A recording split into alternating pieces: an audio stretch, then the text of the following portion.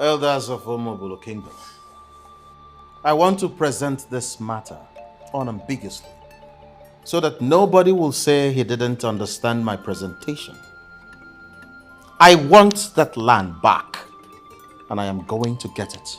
Your Highness, with all due respect, I and every single elder here will advise you to forget that land. Let it go. Yes, of course. Why would you say a thing like that? I am surprised at all of you. You want me, Eze Babuchi Okeke II of Omobolo, to forget a land that originally belonged to my people and is said to contain a huge deposit of precious stones in the hands of that cultist, that murderer that parades himself as the king of Idu. It's not going to happen. Amamme. Your Highness, that man you referred to as a cultist exhibited some weird powers before your father. And to save our lives, we transferred ownership to him. Your Highness, you just came back from Ireland to assume position as the king. We are prepared to support you as our king. One thing you will do for us is to forget that king. He is evil. We would not want to have anything to do with him again. I don't want it to look as if I'm being obstinate here. No, I'm not stubborn. I'm that same Ibabuchi who believes in justice. That man used weird powers to coerce you and my father into signing up that land to him. He didn't pay a dime. I want it back, and I must get it. Elders in council do not always like to go back on what they had crossed. Yes. Going after that land is like going after the deadliest king in this part of the world.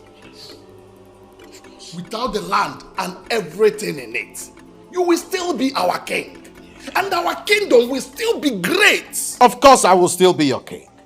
A very foolish king at that. A king who sits in the comfort of his palace while some people pillage his land.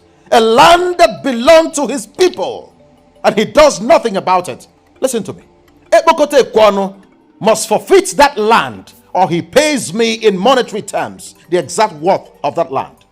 Your Highness, do you know what Ibubo means in Igbo land? You dare not say no to a man who asks Ibubo. You dare not lock arms or disagree with a man who asks Ibubo unless you are mentally inclined to commit suicide. You do not go to war with a man that asks Ibubo, for the ill luck that will come your way will defy logical judgment.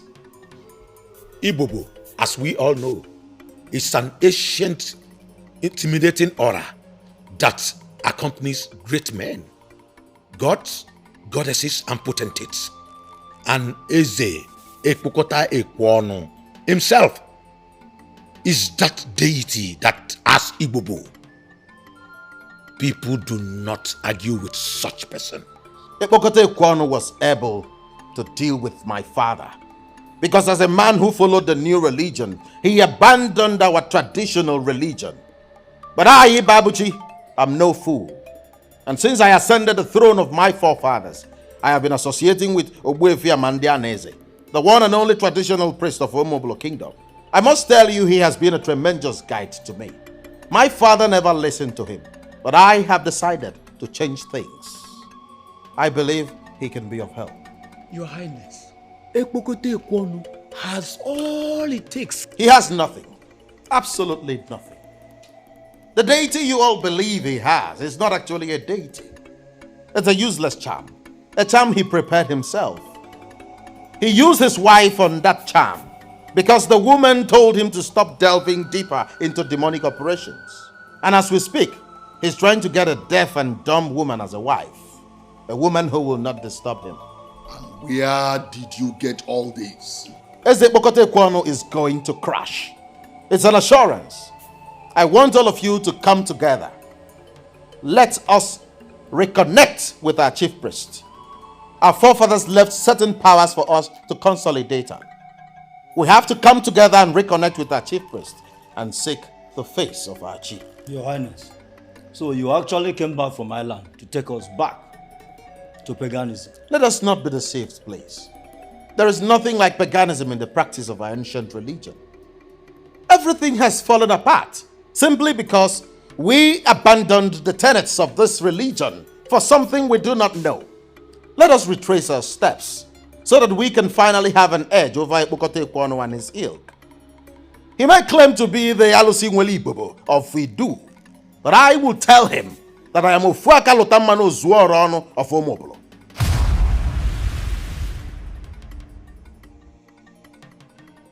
I don't like this. I do not like this at all. And what do you expect me to do? Go back on my words? Babuji, you have money. You have enough money to buy any comfort we need. Therefore, I think you do not need this land, for crying out loud. Chiamaka, I am surprised this is coming from you. Why would you say a thing like that? I need the land. It is our legacy. A legacy bequeathed to us by our forefathers. The land belongs to us. It was unjustly taken from my people by a man who used evil powers to scare them away. And I am out to get it back. I will perforate him. You are squaring up against an evil man who killed his own wife. And you think he can kill us too? Chiamaka, give me some credit. I am the mafia king of Omobolo.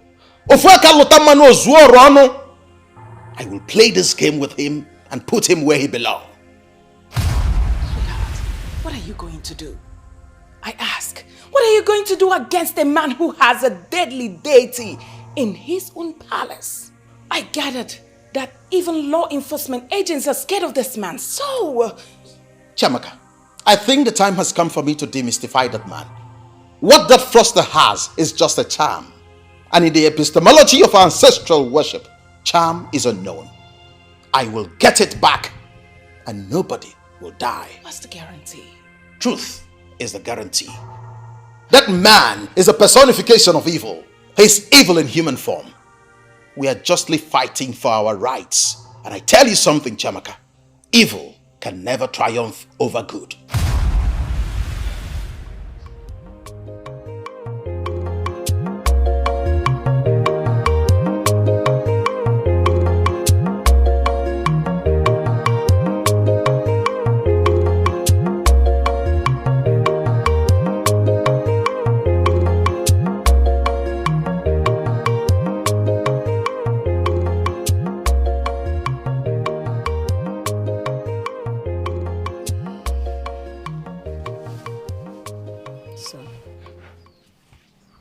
What is it? When things like this begin to happen, I regret my father's early demise. If he were to be alive, all this won't be happening. This demon, this devil's descendant, Eze Kwekete Kwano, wouldn't have taken the land that belongs to my family. Mother, I wanted to build a shopping complex on that land. Now that it's been taken away from us, what will I do? Son, you have to cheer up. Okay? A man who lives stands to get another land. Okay, do not kill yourself because of this land. Okay? Cheer up. Mother, I am hurt. It is so painful that a man like me would take what rightfully belongs to me and I would do nothing. A man who forced himself on the people to be king. It's so painful that I am helpless and hopeless. My son, nobody has ever challenged him. Those who did never lived to tell the story. Interpret it to mean that he has taken away all our sorrows. It's only God that knows why he allowed this. Mother, why will God allow the mighty to trample on the minor? A man who has no son, why is he bent on taking all the lands he sets his eyes on? Why? What does he want to do with all the land? What? Don't worry, son. You see, he takes all the lands on sight. When he dies, he will be buried in one of those lands. Nothing lasts forever, son. See, he killed others to take their lands. But he only took our own land. Cheer up. Tomorrow is better and brighter. Okay? Just cheer up, son. It's okay. So are we just going to keep quiet? Our sister died mysteriously in that man's house. We know it and everyone knows it. And we are going to sit here and do nothing about it? Amaka, you know who we are talking about here. How do you want us to confront him? He's a human being. He was married to our sister. We are his in-laws. We deserve an answer from him. The king of Idu has to tell us what happened to our sister. You want to fight him? You want to arrest him? How exactly do you intend getting Epukote Kwonu to do that? So, are we going to keep quiet about it? Do you know how I feel every day I walk down the road? People are staring at me. It's obvious. It's obvious to them that my sister died mysteriously in that man's hand and we have done nothing about it rather than to bury and mourn her. It's been 1 year. We have to do something about it. And we will, but not now. When, Uzokwe? It's been 1 year. Our sister's dead body was brought home to us. And we have done nothing about it rather than to mourn her. I have been calm enough. We have to do something about it. So, you want to go after the king? I am saying I want to question him. Because we deserve an explanation for that. Amaka, you keep forgetting who we are talking about here. If you go after Epukote Kwonu without enough ammunition, you will get burnt. He has screwed me. He married and killed my sister. What else can he do to me? You. You keep forgetting she was equally my sister. I got burnt too. But then, only a fool can get into battle unprepared. Especially when you're fighting with someone like Epukote Kwonu.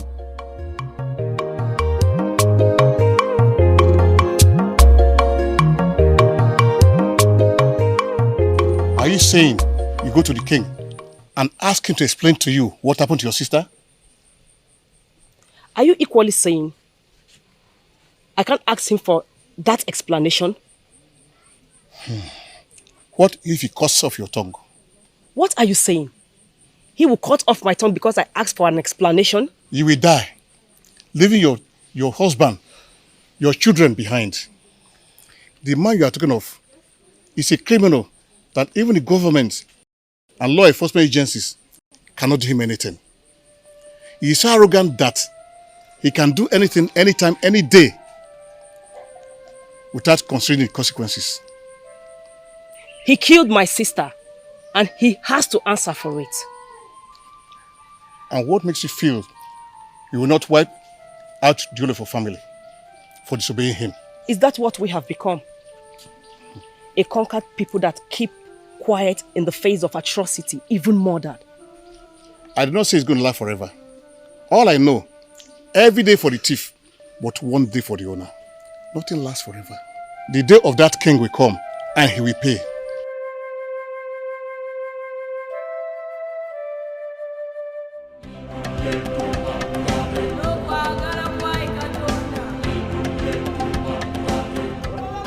At the stars at law, I am going to go straight to the point.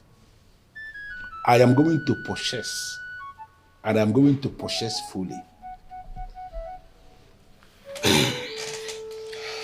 Your Highness, making a full purchase is not a good business approach. It is always better to invest where the risk is shared.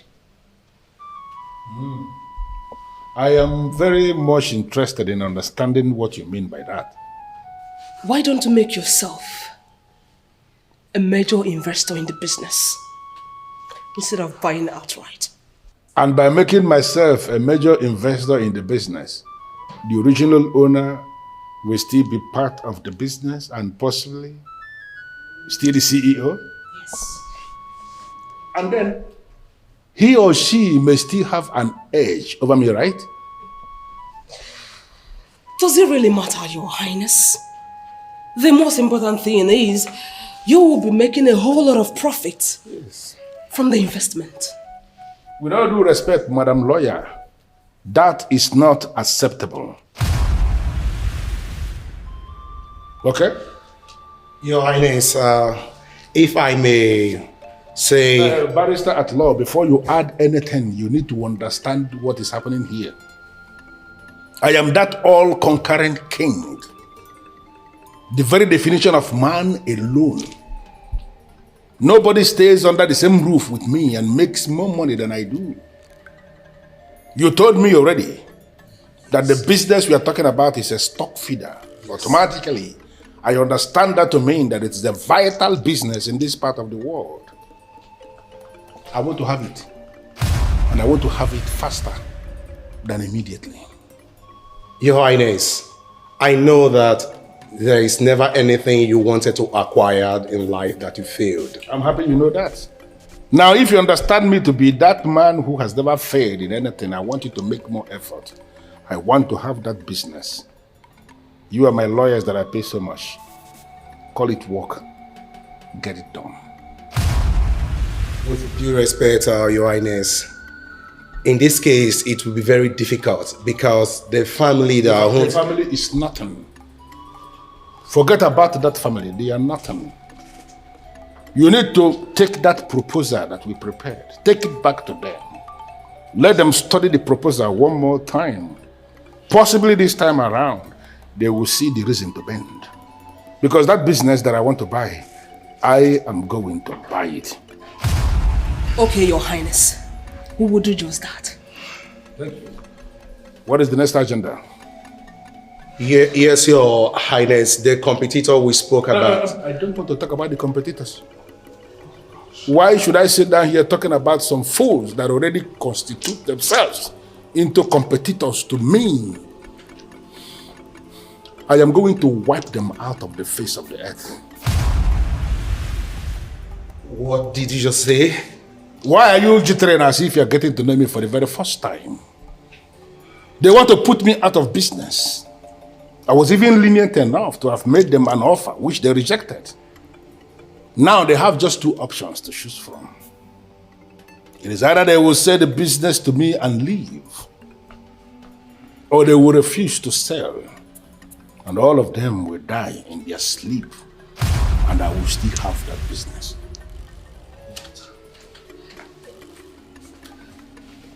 I humble myself before the great deity, sitting as a king of Idu. Has any visitor come to see me in the palace? Yes, Your Majesty. A letter with a royal seal arrived, Your Majesty.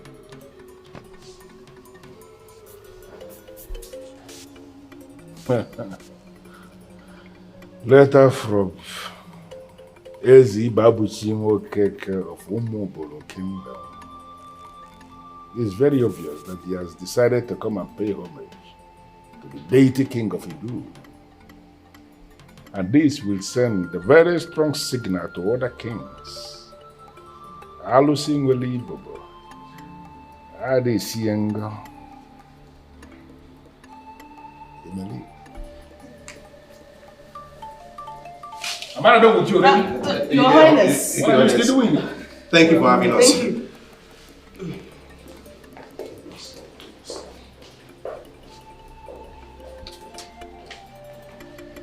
This is indeed very nice. And other kings will learn from this. They must come one by one to pay homage to the deity king of Idu.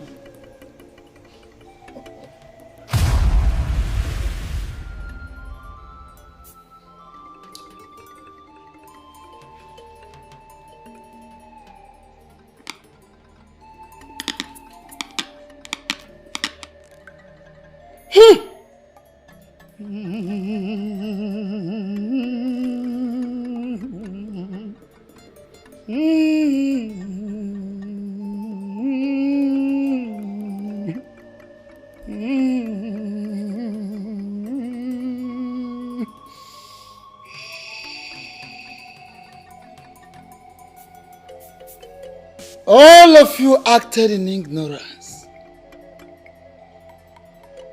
You acted in ignorance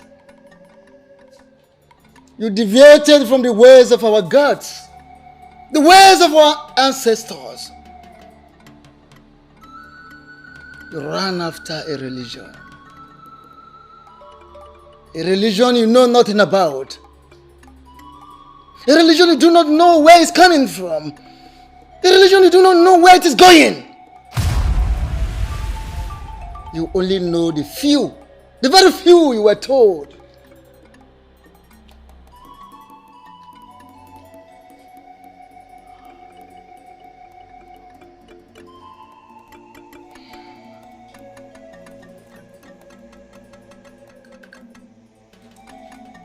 Nakamulanza na amarokwa n'unyi ganga wula na ajurokwa n'oyi.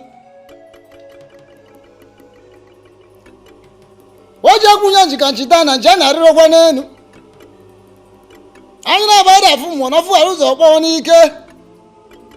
Penta na-eme ke na eme ya ọ bụrụkwa na agwa. Agwa na-atụkwa n'mbe na ọtụọ mbe hoji onu ya. By this consecration with Nzu and prayer, you will be connected back with the gods of Umob.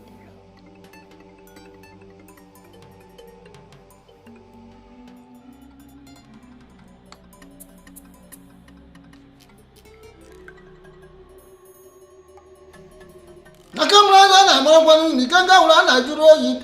Oja kuna jikandisha na jana rio kwa nenu.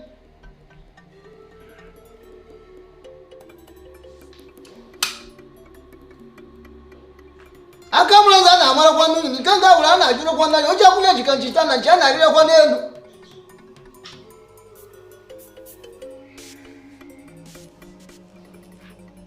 Akamulaza na marakwanu ni kanga ula na juro yi. Oja kuna jikandisha na jana rio kwa nenu.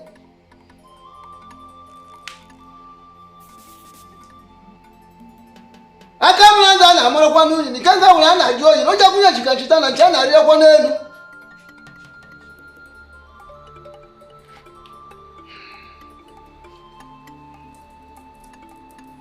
Go home and offer whatever you can to your personality. Fowl, goat, ram, cow, whatsoever you can afford, offer it to your personality and pray especially to your chi. I will always go before you. Let your chi be by your right, by your left, before you and behind you.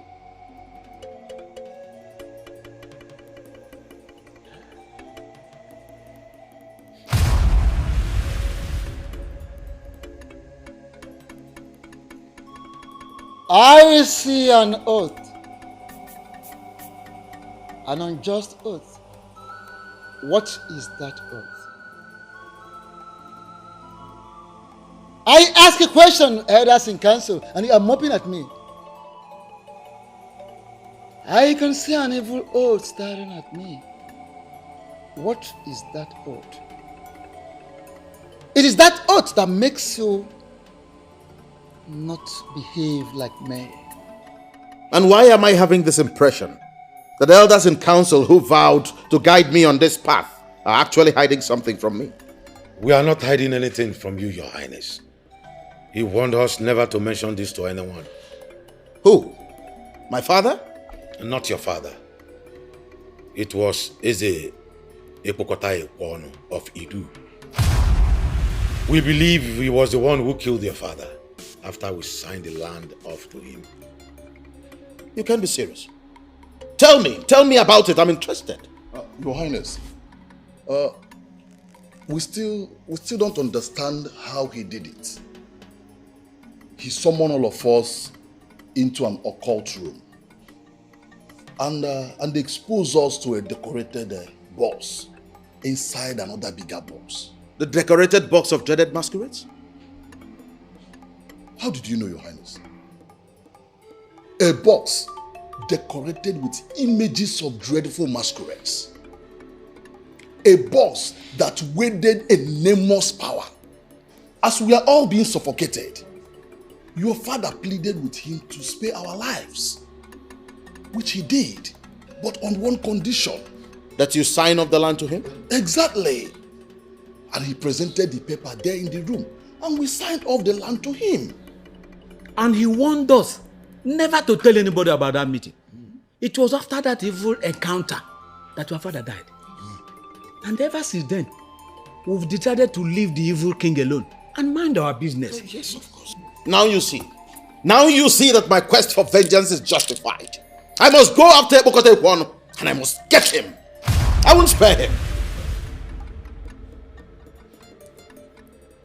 May all rise. May all rise.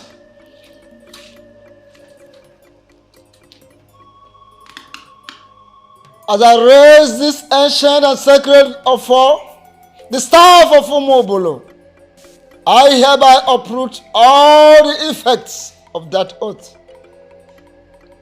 Men who were transported by evil means into an occult room and forced to take an oath can never be bound by that oath.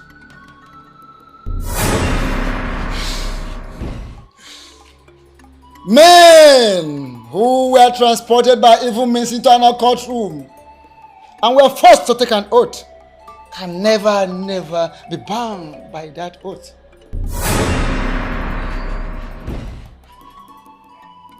Men who were transported by evil means into an occult room and were forced to take an oath can never be bound by that oath. Men who were transported by evil means into an occult room and were forced to take an oath can never be bound by that oath.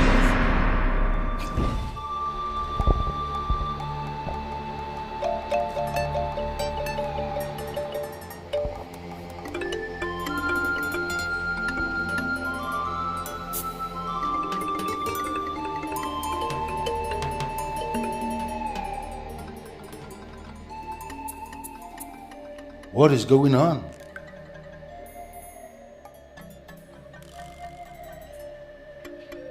What is this escape that I feel? What is this fire? What is this fire that is raging from afar? Who? Who is this enemy of his own soul that will ignite fire against Epicmaxtv, the deity king of Idu? Who?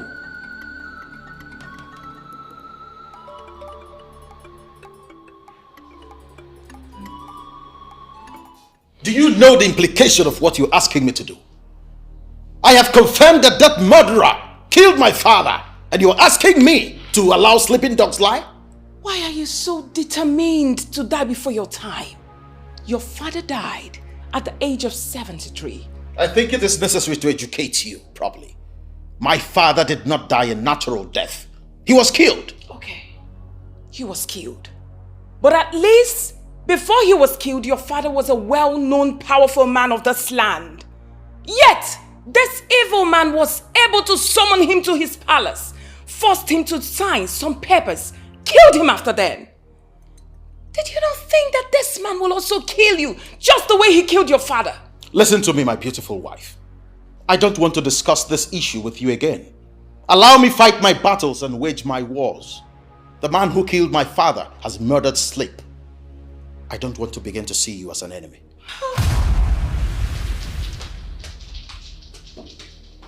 My goodness. Can someone help me explain to him? I don't want to lose my husband.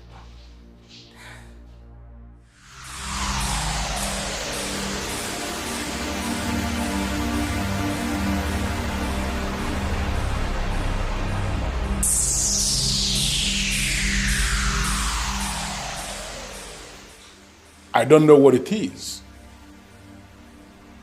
but I want it to stop. I don't know this fire that is burning from afar, but I want it to stop immediately. It must not get here.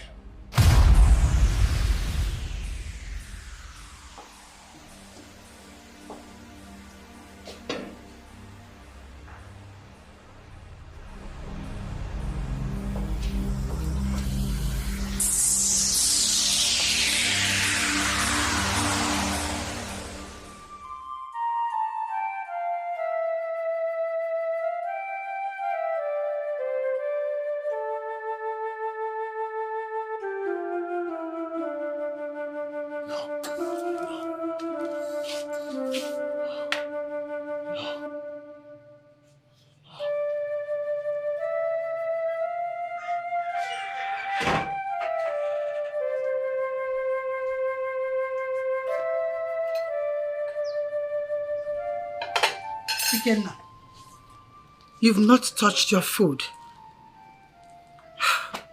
Why can't you just let this man go and move on with your life? Ikenna. I will fight back. I forbid you. You are all I have. I lost your father and I will not stand and watch you kill yourself. But one thing I don't understand is how you accord that man so much respect. He cannot kill me. He has killed people greater than you. He has killed kings that had powers and charms. Ekpokate Ekwonu will kill anyone that crosses his path. He's evil. He will kill you. Forget about this man. I thought we agreed on this already. Well, I thought we did. But there is no deal, mother. Can't you see? Is this life? How can I be alive and someone is taking what rightfully belongs to me and I cannot do anything? I am dying slowly of the realization that he took what rightfully belongs to me and I cannot do anything. You are not dying. And you will not die anytime soon. You will live to achieve your full potentials as a man. Let this man be. Let him go and move on with your life. I believe that God will rise for his people. Son, come and eat your food. Move on with your life. I thought you had something better to say.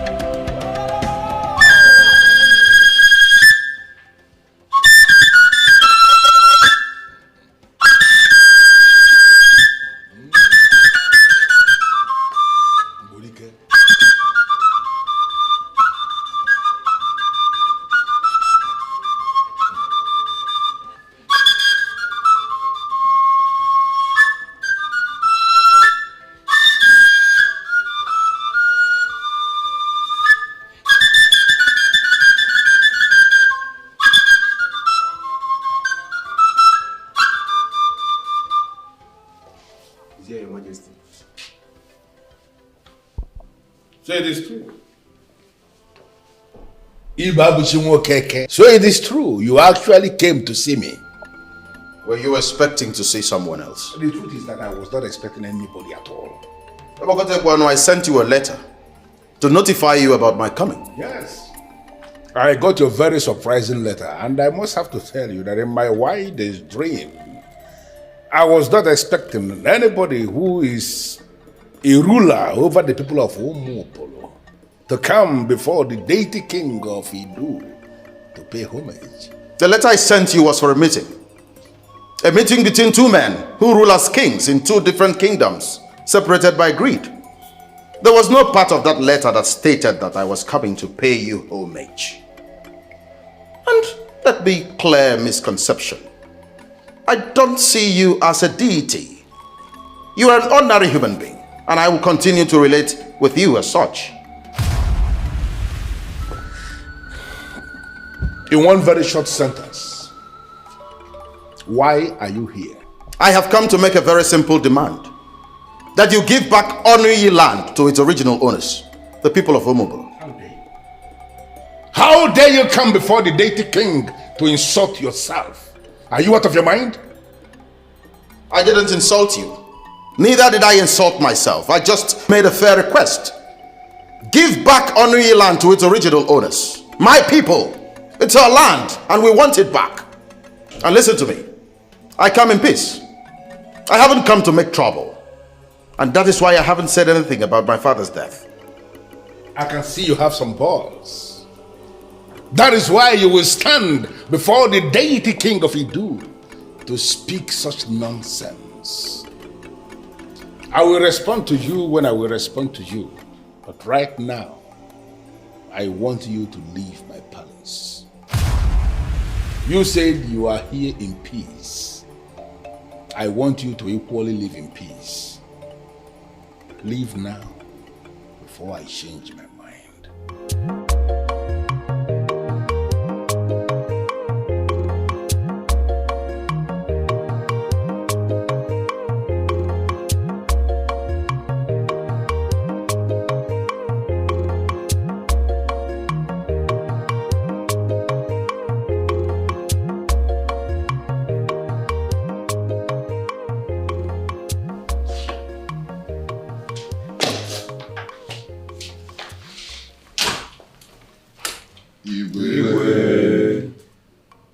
I wasn't expecting you. I hope all is well. You can sit. No, Your Highness. We couldn't just sit back in our houses, knowing full well that we're having such a meeting with the deity king of Idu. Oh, come on. It irritates me when elders in council refer to that scoundrel as a deity. He's a nobody. He's just an ordinary human being. But I tell you something. I will annihilate him before your very eyes. No, Your Highness. If you knew what we had in mind, you would not have embarked on that journey in the first place. I tell you something. This is war. And we are going to win this war without a fight. Okay, can you tell us what happened back then? You will have seen his face. He was very angry when I confronted him. I told him point blank that my reason for coming was to take back Onui. He stared at me in the face and was so disappointed. And he promised to get back to me. Just like that? Your Highness, he could mean to kill you. He cannot. Because when a mortal oversteps the bounds set by his chief, he will be buried without a funeral. His words could mean a lot of things, Your Highness.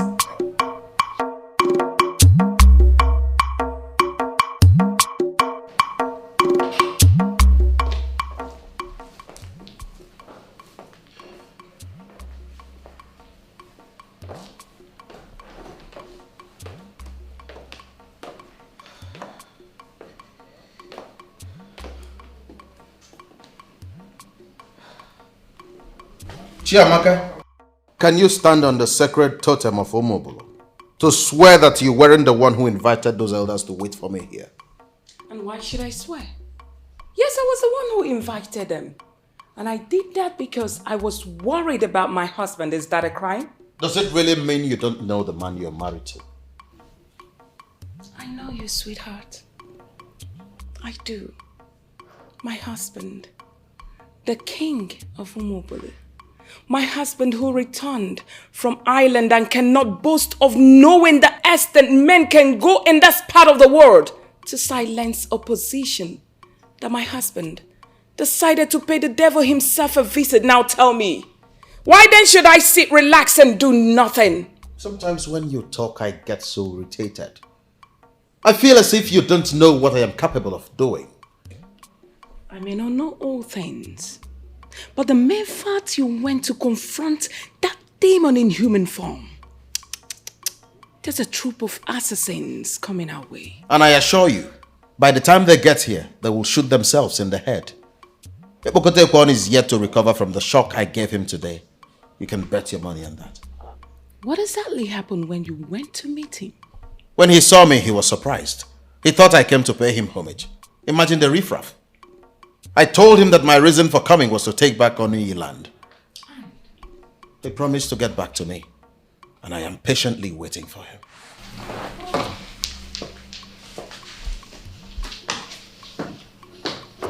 I don't get it. Does it mean the man is not really strong as they paint him to be?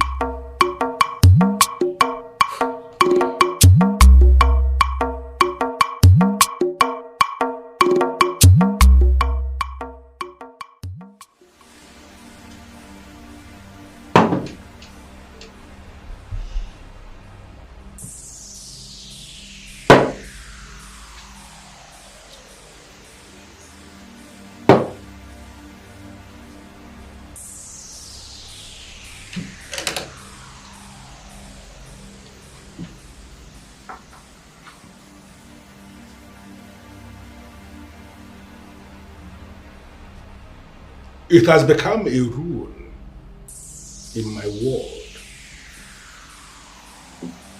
that anyone who insults me,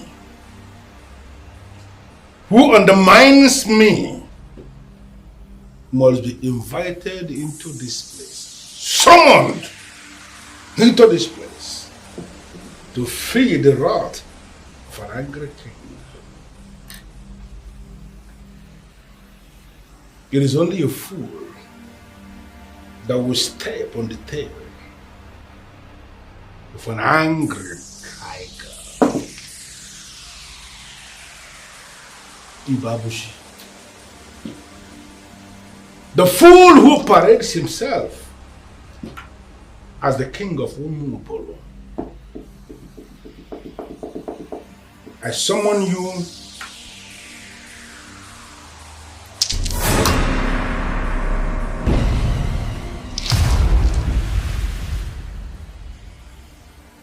you here this night. You have to come and explain why I will not kill you before your time.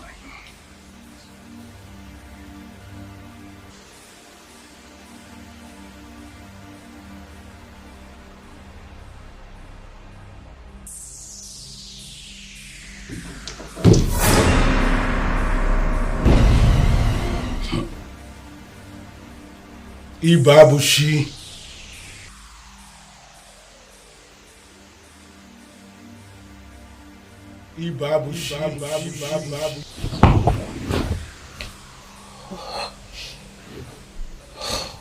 What? What, honey? I heard my name. What? Where?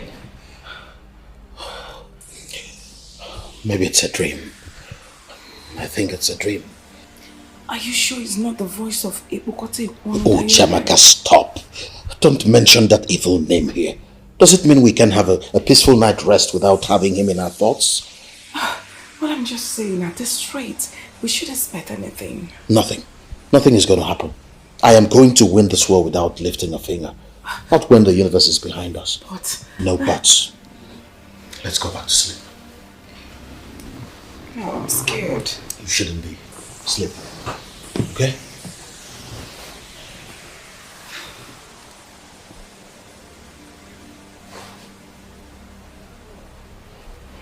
Sleep.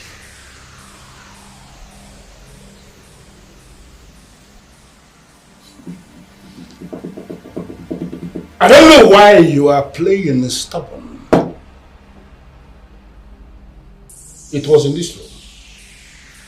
Right in this room that I summoned your father with all his cabinet members. It was here that they signed the Onuye land off to me. It was here that I killed your father, Ezi Babushio Keke the first, before he went to Umobolo and died a useless death. You must come here this night and you must explain why I will not kill you before this time. Ibabushimo Keke. I am the deity king who rules in Idu. Nobody has ever challenged me. Nobody has ever argued with me. As someone you hear this night, to come and explain why you are increasingly crossing my path.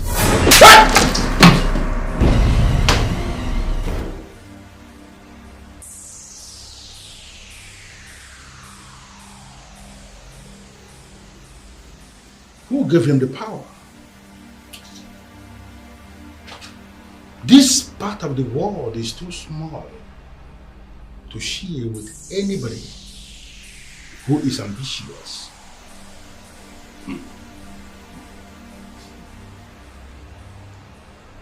Ibabushimo Keke, the fool, parading himself as the king of Ibu. For daring to resist my summon, I am going to prove to you that two masquerades can never dance in this way at the same time.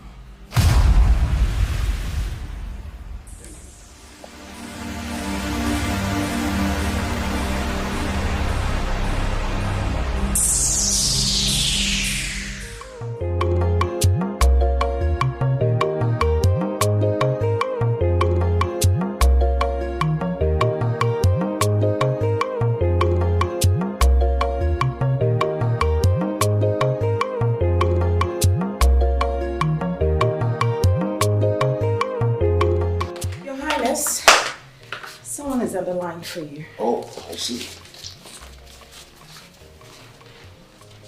Hello? Who is this? A child who derives pleasure passing through dangerous tracks will ultimately disappear from those tracks. Will you ever claim you don't know what that means? I recognize this voice, you colorless chameleon. But I tell you something. The gap between the weak and the mighty is in the mind. But in reality, the weak can become mighty and the mighty weak in just a matter of seconds. Are you claiming you don't know this? Ibabuchi, you are a riffraff. You are a riffraff to speak parables to a deity like me. How dare you?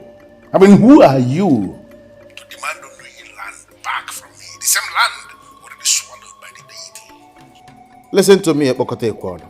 I am not cut out for this charade. I am only interested in retrieving the land you took forcefully from my people. I don't want us to fight about this. But if you want to fight, I will fight you to a finish. For opening your mouth and mentioning fight to a man like me. From now going forward, I want you to keep looking behind you, because I must come for you. It might interest you to know that I am already on your case. Let this be a follow-up notice. Yesterday's visit was the first. Piece by piece, I am going to end you. Security is the state of being free from harm or danger. And danger is the possibility of suffering harm or injury. Ibabuchi Nwokeke, I am going to make the whole of this country very insecure for you. The deity king of Idu will become your nightmare. Listen to me. I am not cut out for these empty threats. Okay? I don't like cutting calls on people, but if you are done with your threats, cut your call and prepare for what is coming. Threats are for dreamers. I fancy myself a realist. Ibabuchi Nwokeke, I am going to make you bleed. And I want you to go through history. Each time I make anybody to start bleeding, the person must bleed to death. Is it threatening you? Why are you always jittery? I mean, why are you afraid? Honey, why is it so difficult for you to listen to reason? This man you are calling into an open war is the devil himself. Listen to me, Chamaka. A man who is with his ancestors is already above the aberration called the devil. I will tear that idiot into smithereens. It's a promise. Get me something to eat.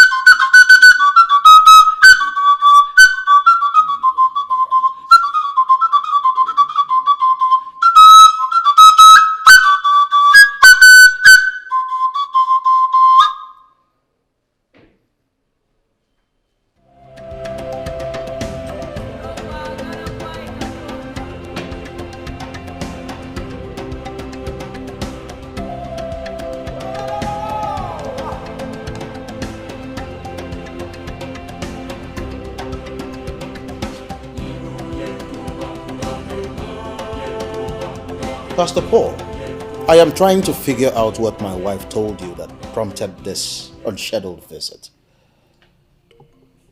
You are waging war against him. to reclaim what was stolen from your father. If I may ask, Your Highness, at what cost? Costs? Is there something I'm not getting here? I heard you are going the traditional way in this battle. What do you mean by the traditional way? I heard that you are now friends with the chief priest. Do you expect us to be enemies? No, Your Highness, but... Oh, hold on, Pastor Paul. Allow me to render unto Caesar what is Caesar's, and unto God what is his. Your Highness, what is your understanding about that passage in the scriptures? Pastor Paul, my understanding is my understanding. It might interest you to know that there was already in place a solemn traditional religion in Omobolo before the missionaries brought this thing they brought that you now believe in. I want to hold firmly to that old religion. Why? Is Christianity no longer enough for you? Far from that. I am simply a king, and I intend to rule the same way my forefathers ruled, holding tenaciously to the ancient religion. You are deviating from the teachings of the church. Pastor Paul, this is war, and I intend to fight this war and emerge from it triumphant. Your Highness, if you will listen to me, leave that land. Move on with your life. You are already a rich king. You do not need that land. Pastor Paul, this kind of preaching is not for a man like me. I intend to recover a land that was forcefully taken from my people. Is there anything wrong in that? That is what I want, and I must get it. You could be killed in the process, Your Highness. That king has killed many people, and nothing is done about it. Who cares? Allow that be my headache. I am going to fight that man to a standstill. I assure you, I am going to win.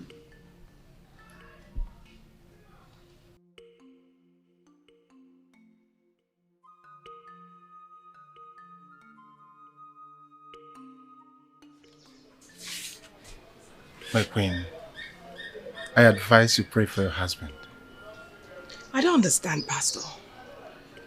I can't explain why a well-traveled man like him would choose a forgotten religion over the truth. Pastor, that's exactly why I called you. My husband believes the truth lies in his ancestors. Yes, he said something like that to me. And he's determined to see this to the end. Pastor, honestly, I'm scared. My husband is going to get killed. Pray for him. That is what you are going to do. And I'll do the same. Do you understand me? Let us pray for him. Go in and relax. God is on your side.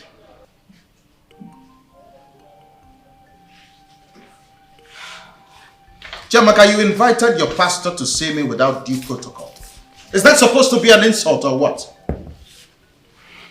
Sweetheart, I want you to pick up your phone and call your son and daughter. Start advising them fatherly. Because when you're gone, I do not want the whole burden to be on me. And what exactly are you talking about? Are you going to pretend like you do not know the reason for my anger? Listen, you want me to forfeit a land, an ancestral land that belonged to my people? Simply because everyone is afraid of the current owner? I want you to let go of that land. Because the current owner will kill you. I want you to stop this stupid fight of yours because it's not going to end well. And I also want you to end this ridiculous relationship you have with your chief priest. Ask me why. Because in this modern age and time, it will only make you look stupid. Chamak, I have nothing against the Western religion. But as a learned man who has traversed the nooks and crannies of this world, I have come to the realization that there are certain aspects of our traditional religion which our forefathers practiced that ought to be upheld. I'm not being hypocritical here. No, not at all. It's called being wise and giving honor to whom honor is due. No matter where you go in life, a time will come when you will need the support of our ancestors. I'm only paying my respects so that when that time comes, I won't be left out in the cold. Are you going to start going to the shrine and possibly making sacrifices to the deity of your ancestors? My beautiful wife, you have to understand where I am coming from. A piece of land, a piece of ancestral land that legally should be ours, was forcefully taken from us by a usurper, a criminal. And you want me to let that go? It's not going to happen. Listen to me. It might interest you to know that diamonds and other precious stones have been found on that land. You want to let that go? We have investments, no doubt. Investments everywhere. But now we have a diamond vomiting land. Think about it. Countries have gone to war for less. Sweetheart, all I'm saying, I do not want anything to happen to you. That's all. You are my life. Please. I understand you perfectly, my queen. Nothing will happen to me. Okay? So quit this fretting and fidgeting. Nothing will happen. I will go for that land and I must get it.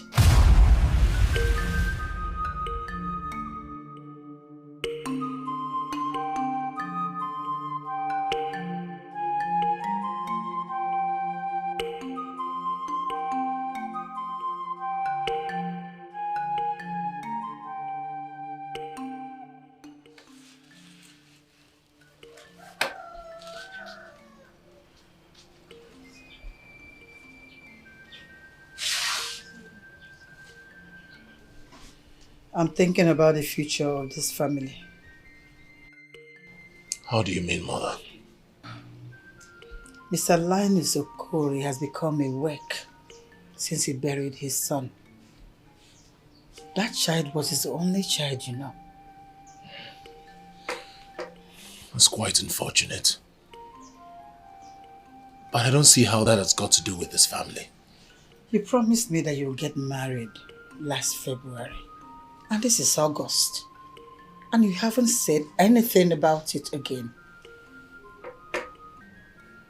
Are you serious, mother? Are you really serious? I'm still at the cost of fighting, trying to take what rightfully belongs to me, which a fellow man like me took away from me.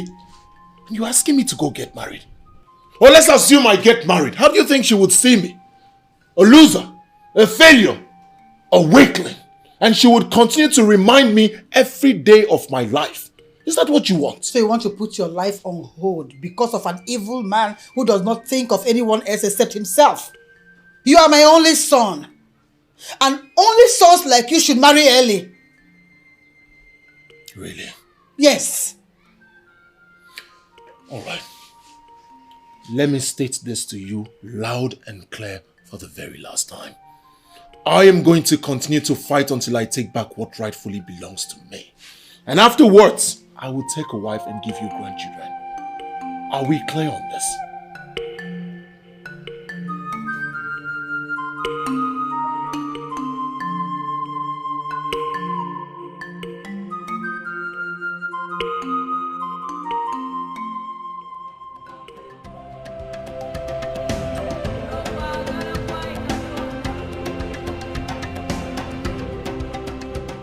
Your Highness, inasmuch as the land in question was previously registered as the property of Umobulu Kingdom, is now under the name of King of Idu. Land officer, I understand exactly where you're coming from. But Eze Bukote Kwano used evil powers to take that land from my people. And I want it back. Your Highness, we in the land office know the history. But the truth of the matter is, we don't want to be involved in anything that has to do with King of Idu. Your Highness, he's dangerous. Listen to me, young man. I think it is pertinent for me to educate you a bit. Every human being is dangerous to a certain degree. Nobody has the monopoly for violence or nuisance. Not at all. He might be the legal owner of that land as we speak. But I tell you that he didn't pay a dime to my father. Are you trying to tell me that I cannot contest ownership? Is that what you're saying? You can go ahead, Your Highness, but only inform us after you win.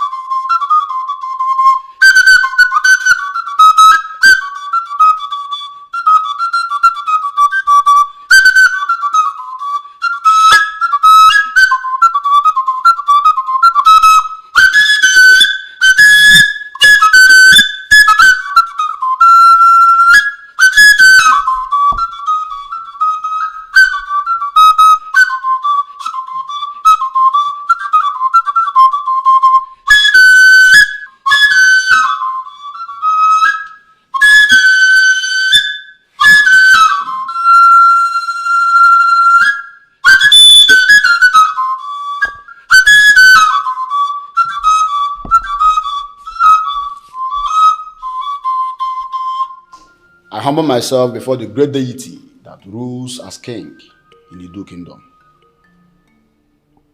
What is it? There's a visitor outside, my king. A woman, deaf and dumb. She came up with a description, which means that she's here to see you.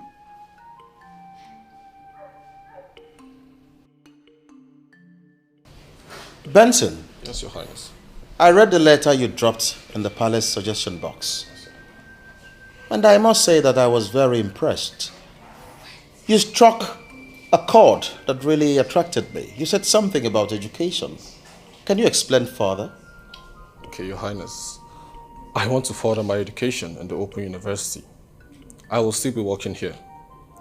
I just want to know if I can get any help from the palace, Your Highness. Wow. That's very thoughtful of you. I mean, coming from a young man your age. I'm very impressed. You just got me where it mattered most. Huh? The palace secretary will be briefed, and I assure you, you will not only get help here. This palace will fund your education 100%. Yes. Yes. Oh, yes. Thank you, Your Highness.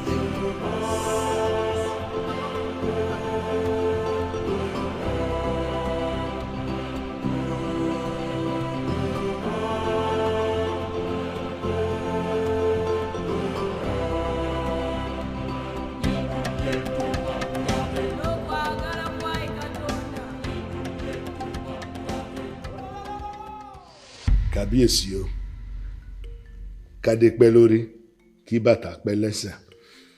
Kábíyèsí, báàkọ̀, bá lè kú, ìpẹ̀ là ń gbà. In my place in Owo, where I come from, we are never tired of consoling a man who has lost his wife. So I console you, Kábíyèsí, on the loss of your wife. The strong man of Owo, please.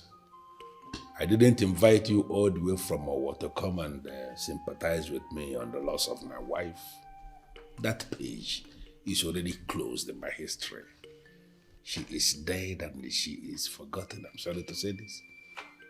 I called you here because I want you to guide me. I want to marry another wife. That idiot wife of mine was into the business of hook-nosing into things that do not concern her. And she met her end as a result. Now I want another woman. I want you to help me find the one who will not have time to interfere in my private things. The wife who will concentrate on her duties as the queen of Idu.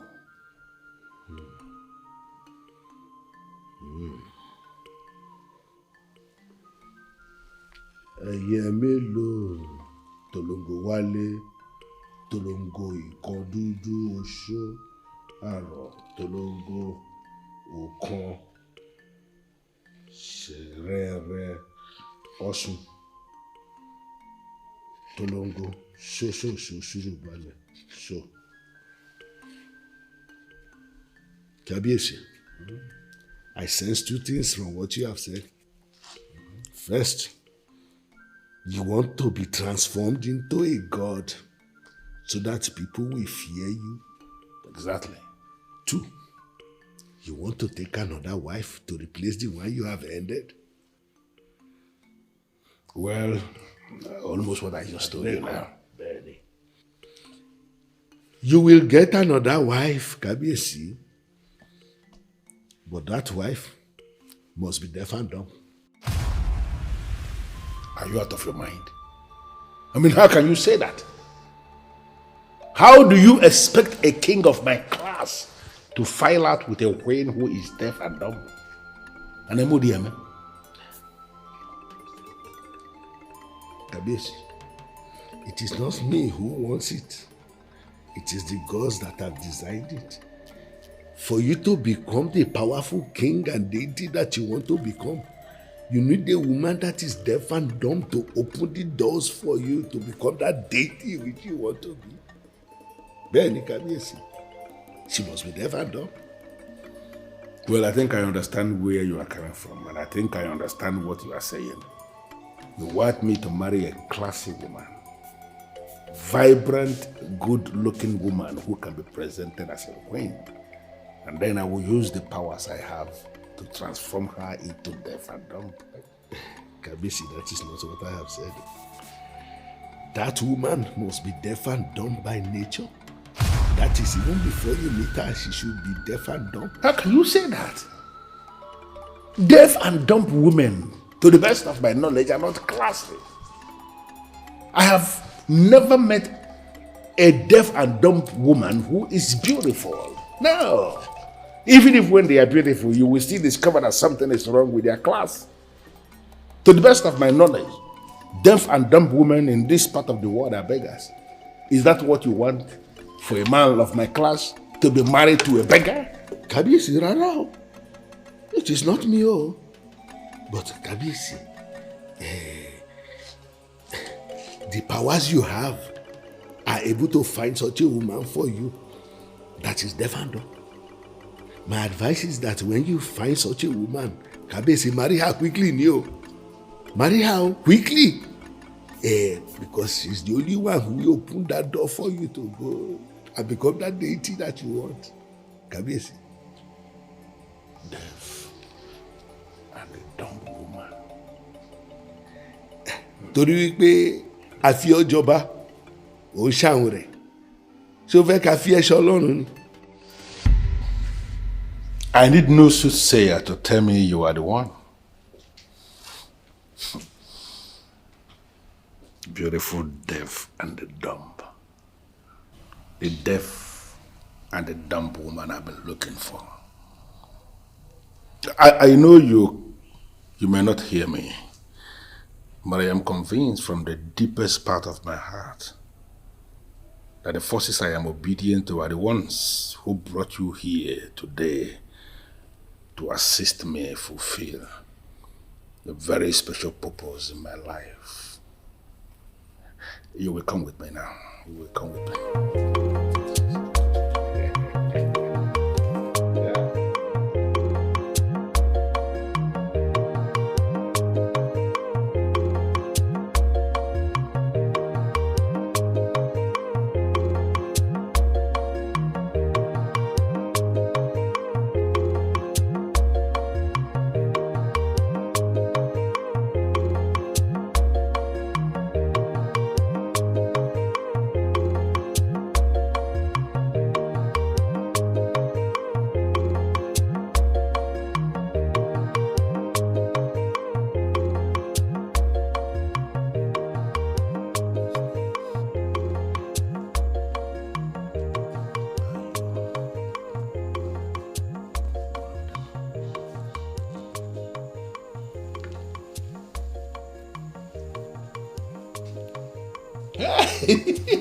Good.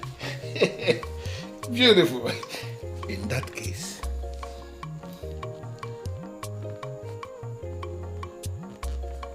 you have become my wife.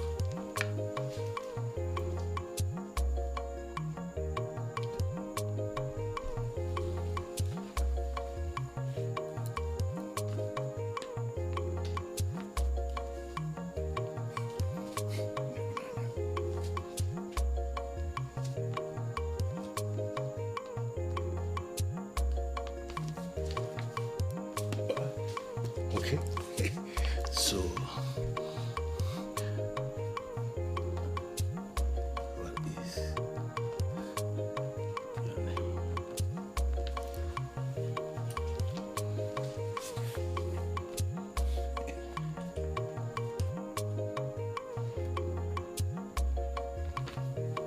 Rebecca. Hey.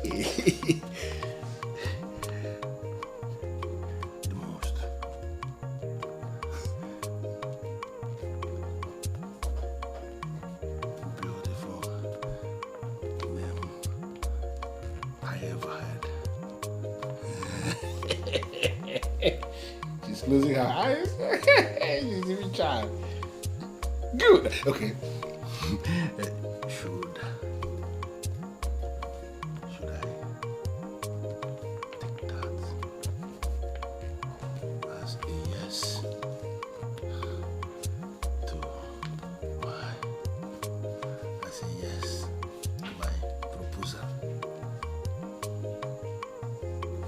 Hey! Come here. Come here. Hey!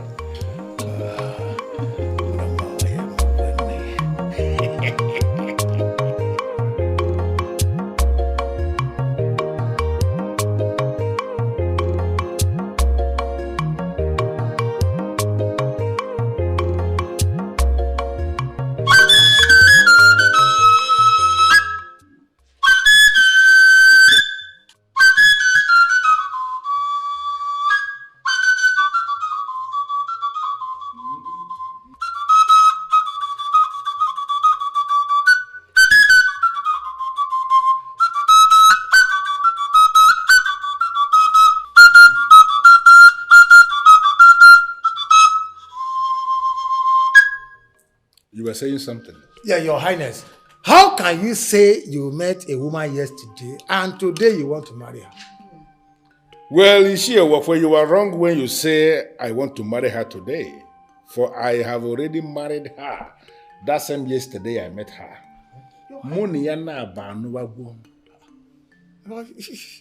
Your Highness, are you really serious, my king? Eze Bokote Kwono is not the kind of man that will say something when he is not sure. Your Majesty, I mean, marrying a woman you just met is quite risky.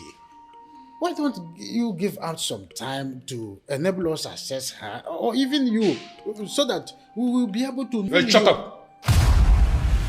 What kind of useless language is that? When did you start advising me? Listen, I have not called you here to seek your opinion, for I have already made up my mind on this. Like I said, I am marrying the woman already. I just called us because I want both of you to accompany me to Obendida to pay her bride price properly. Your Highness, we will go with you. Yes. We will go with you. Have you chosen a date yet? You're going today. What? From here now. Your Highness. Do you have a problem with that? No. Do you have a problem with that? Okay. Do you? Good. All right. Wait for me outside. I will meet you shortly. As you wish, Your Highness. Yes.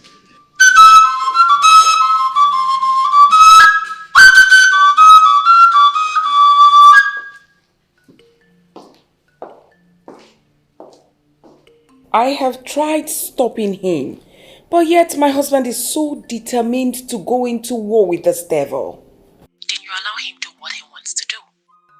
Excuse me, Carol, did I hear you well? Do you want me to lose my husband or what? Men do not like it when their wives oppose them too much. You have already made your point, and he knows your stand on the matter. Dragging it for long will give him an impression about his wife. I don't want him to start seeing you in a bad light. Well, he can only see me that way if he knows I'm actually looking out for him.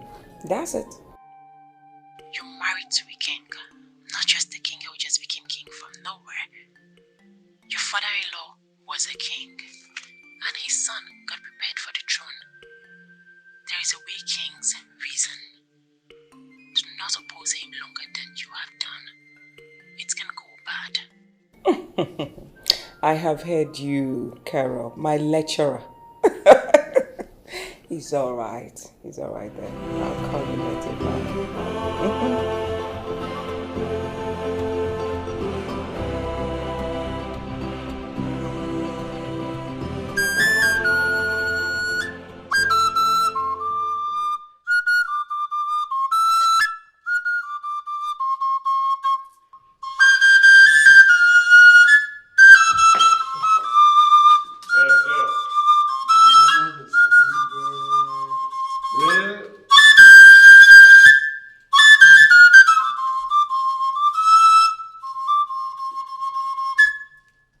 This is indeed an important brief to all the palace workers.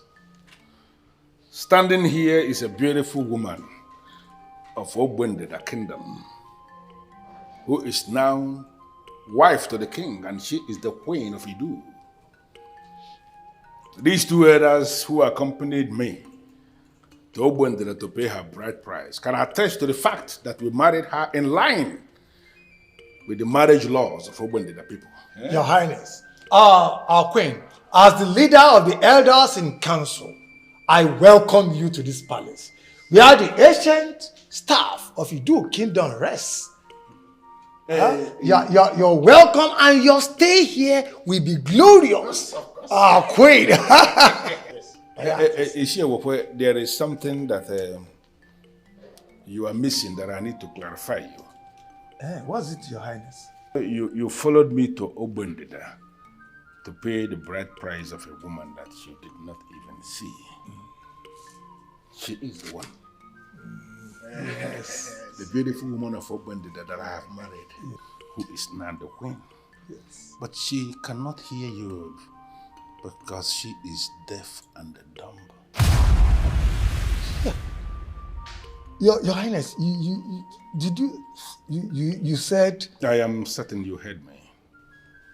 That she cannot speak or even hear what we are saying.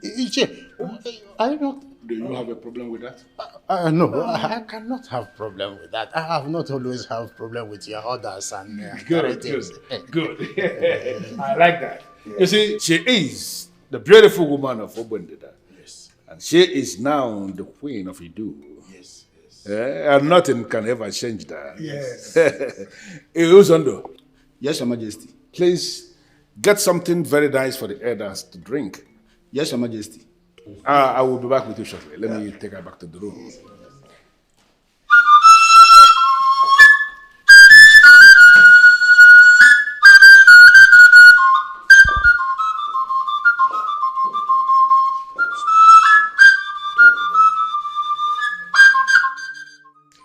He has married another wife. He has married another wife just like that. Hey! Uncle, this is a great insult on our family. I know I have been keeping quiet, but this time around, I can't take this. What do you want to do? Bash into the palace and confront him? Take a gun to his head. Yes, that is what he deserves. You will do no such thing. Yes. What if he marries another wife and the woman is deaf and dumb? How? What? Yes. The woman the king replaced your sister with is deaf and dumb. As in, she can neither speak nor hear. Why would he do that? I don't know whether to feel extremely insulted on behalf of my sister or laugh. You see, the king is evil. We do not understand why he decided to replace your sister with deaf and dumb. All I know, no matter how old the Iroko tree is, it must be cut down one day. Nothing lasts forever. One day he will surely die. Cut down. Uncle, I think I like that phrase. Cut down. Yes. Because that is what I'm going to do to him. Cut him down. It will be very painful to my sister if that Iroko tree finally die on its own. He doesn't deserve a decent death. Look, allow the gods to handle it. Do not move ahead of the gods.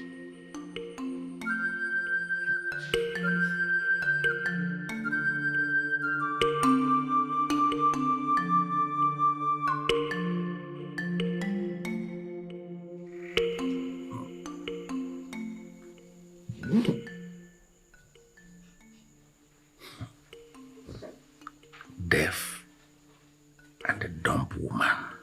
I have married you already as instructed. And I have lost count of the number of times I have experienced the woman in you. What else? What else must I do to unlock what you represent? Deaf and dumb.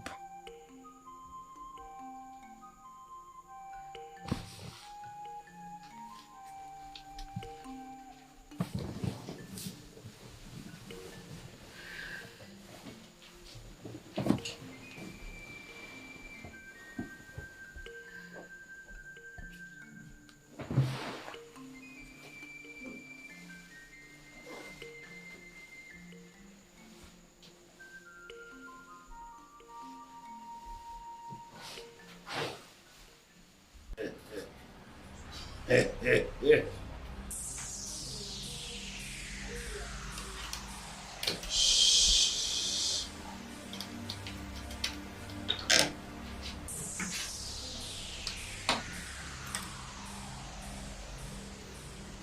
decorated boss of deadly masquerades. I cannot thank you enough. I never knew that a deaf and dumb woman could be this good, this sweet, and this priceless. I am hoping that you are not going to ask me to offer her for a sacrifice. Listen, the decorated balls of dreadful masquerades, I am prepared to offer all the women of Idu in place of this one. I want you to give me the opportunity to enjoy the woman in her for at least the next 5 years. I know you can do that for me. And for old time's sake, I am pleading with you. Is there a way you can assist me? Is there a way you can help me to unlock what she represents in my life? Do it for me. For old time's sake.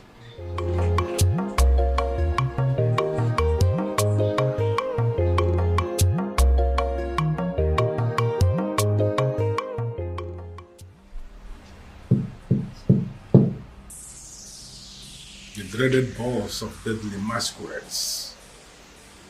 Can you explain to me what is going on? I have just summoned the Babushiwo Keke, the fool who parades himself as the king of Umobulu, to come here and explain himself. Why is he not here? You summoned the Babushi, and his chief is here. What do you want? Hitchi? I have never summoned Hitchi. I have no business with Hitchi.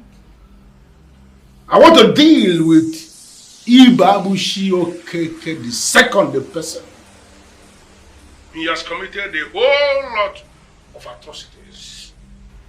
And I want him to come here in person and explain himself why he must undermine the authority of a king as elevated as the deity king of Idu.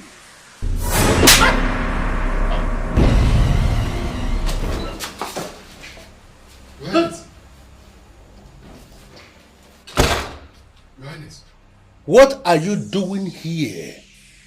In this main building of this palace at this time of the night?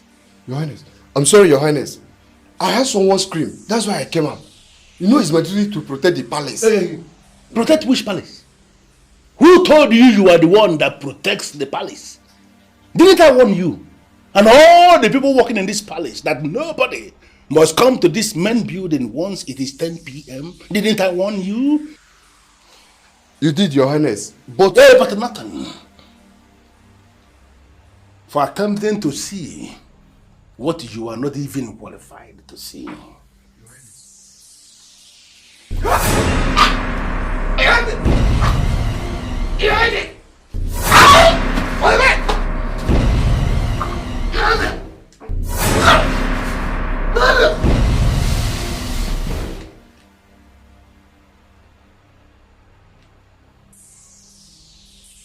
Your lousy soul will not amount to anything.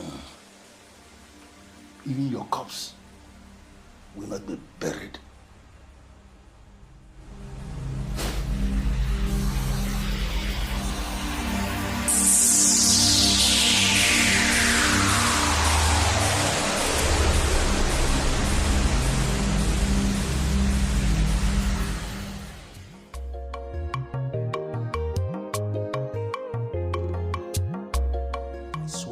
Life. It was my father I saw. He came to my room. It was crystal clear. It's not a dream. Are you trying to scare me? What do you mean by that? I'm not trying to scare you. I only narrated what happened. Is it not obvious that that devilish king is the one trying to summon your spirit every night because he wants to kill you the same way he killed your father? And it is obvious he has failed woefully. As we speak, he's crippled. How? Have you spoken to Ogbuefi Amandanese since then? The old man has already done his part. It is now left for me to confront that criminal that has continued to hold on to what is not his. Sweetheart, you refused talking to Pastor Paul because you alleged that the traditional priest is better than the Orthodox man of God. It's a fact. Didn't I state the obvious? Even the authorities that ordain them pastors and priests know that our traditional religion is more solemn than what the missionaries brought to them. Why then are you not talking to the man? Listen, this demon is not crippled. I can swear on my life that he has been the one trying to attack you.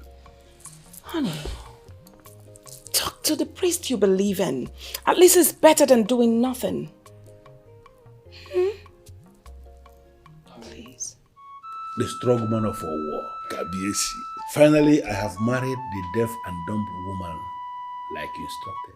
I found her and I married her already. I called you because I need you to guide me. Why is it that I am not yet as powerful as you promised?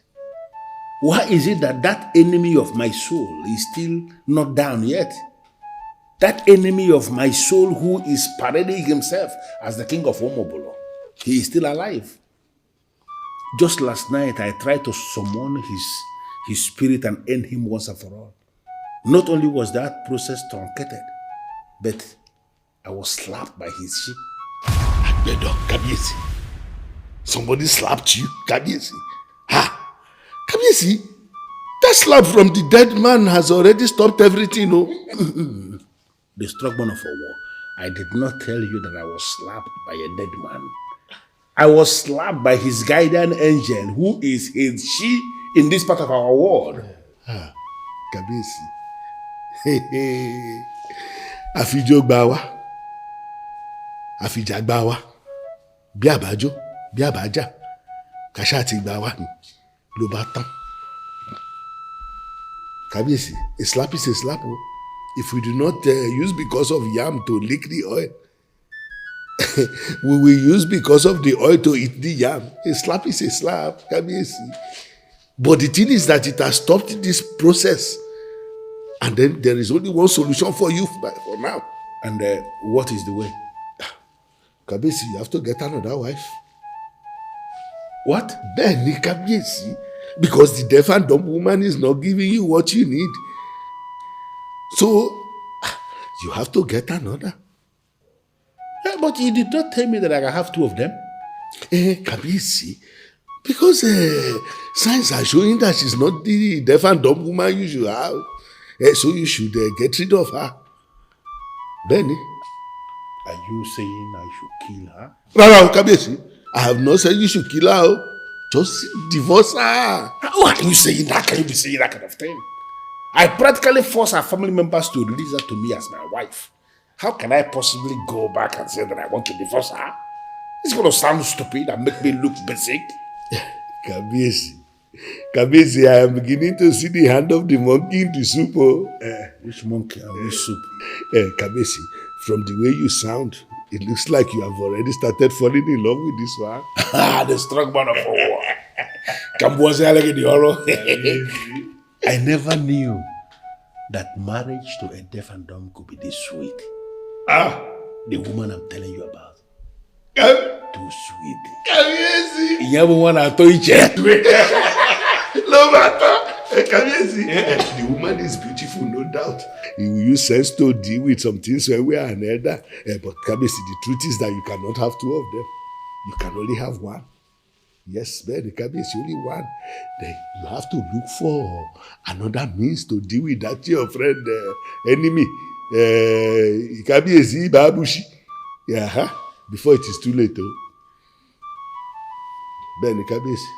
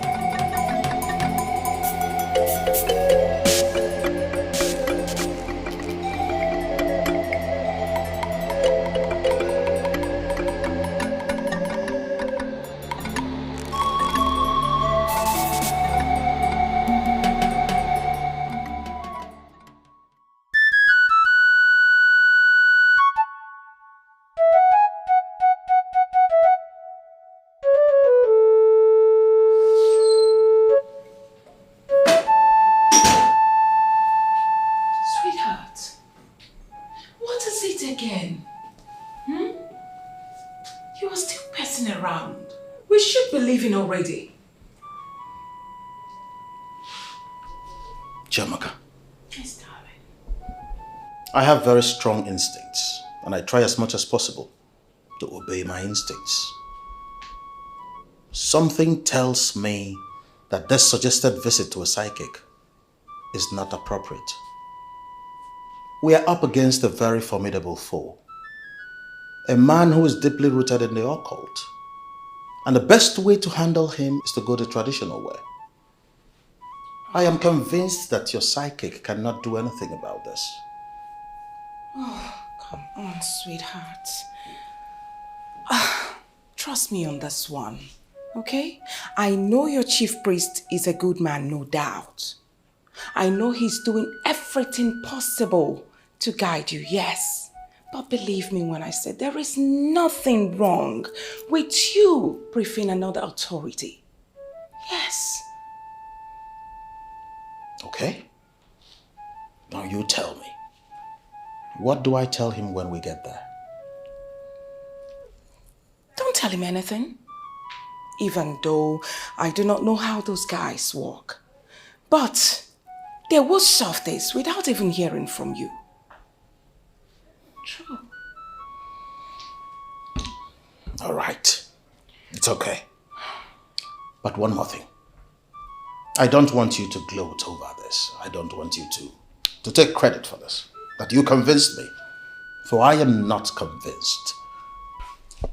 I am only doing this because of the love I have for you. I love those words. Thank you, sweetheart. For the fact you're going with me. I'm happy. Come on.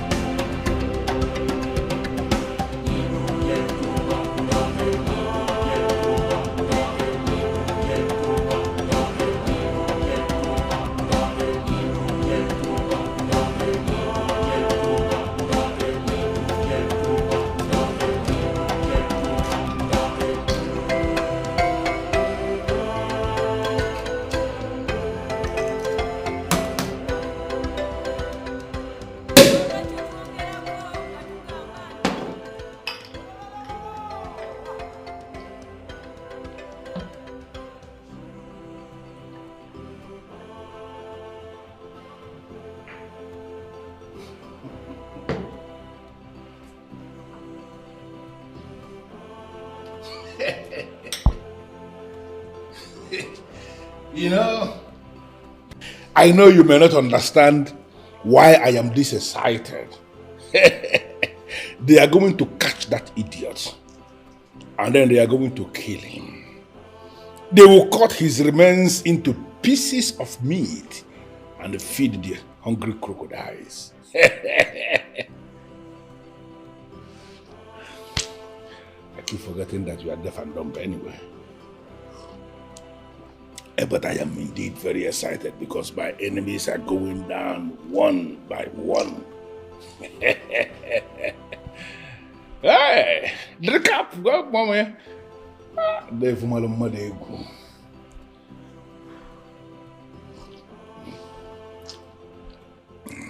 Are you being serious with me right now? That you are not going to report this matter to the police? Sweetheart, you tell me. Where exactly do you want the cops to go and find them? You said it yourself back there. You know who sent them. You even sent them back with a message. So why are we not following it up? Chiamaka, I am a king. And a king should behave as one at all times. I agree with you. But you are up against a king who does not act like a king. He is a corporate here. And we need to follow him up with the law.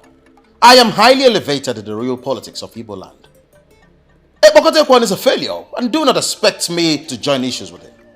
I wouldn't be found dancing naked in the market square with him. Not at all. You called him a failure because he failed today? He has failed since the beginning, and he will continue to fail.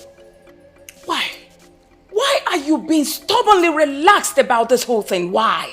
I don't get it. Do you have that much confidence in your chief priest? Not at all. But I have confidence in the ability of good to triumph over evil. I just caved into your request. I followed you to see a psychic. And what happened? We got waylaid. And thank the gods we survived it. Let me tell you something. What do you think blinded those boys?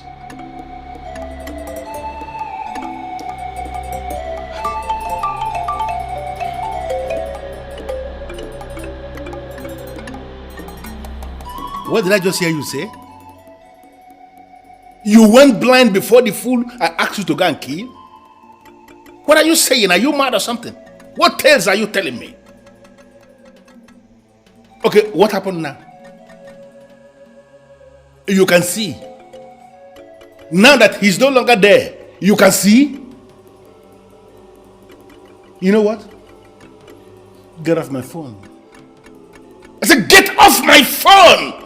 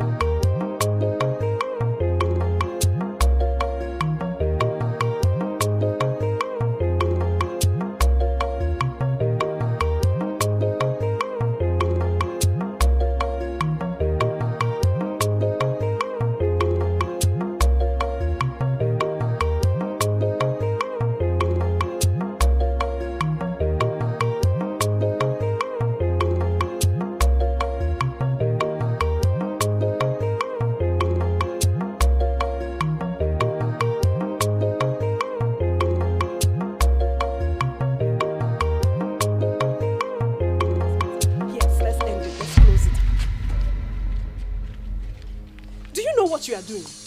I am a maid that works for the king. How did you collect my phone? Shut up! Give me back my phone.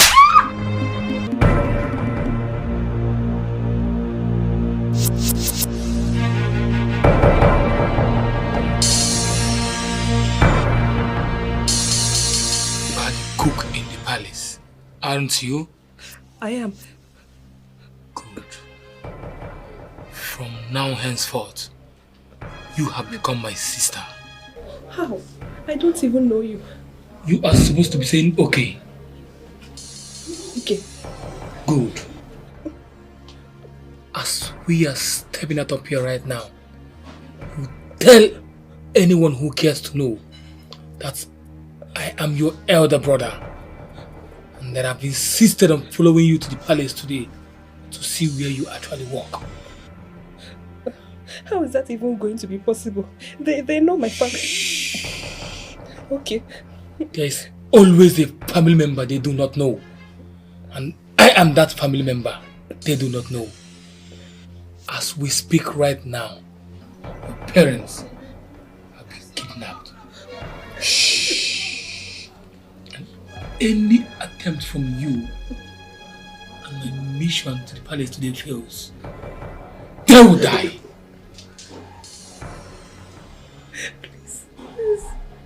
Spare my parents. I'll do whatever you want.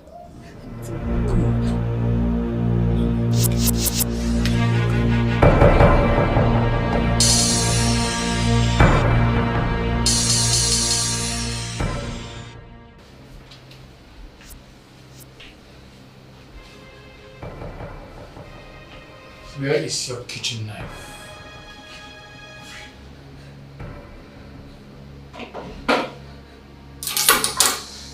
That is what I have. I am going to the sitting room to murder that fool and possibly his wife. Don't play the hero. Please. If you raise any alarm and I get arrested, my boys that are holding your family will kill them. Please. Spare my parents, please. If you raise any alarm and I get arrested, remain here. Don't move. Say nothing. Do nothing.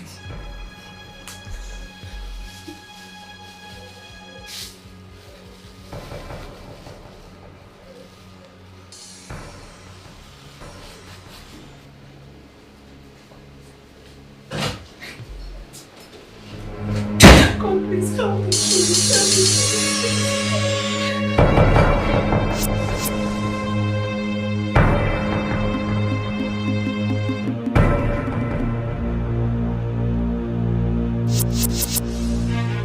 Who are you and what are you doing here?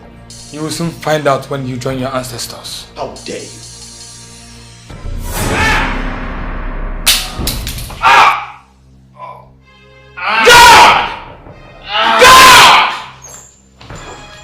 Come here! How did this idiot infiltrate my palace? Ijoma said it's our brothers. Her brother?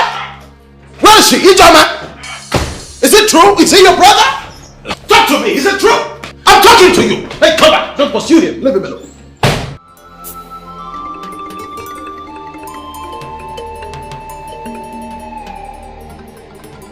Tell me! Is he your brother?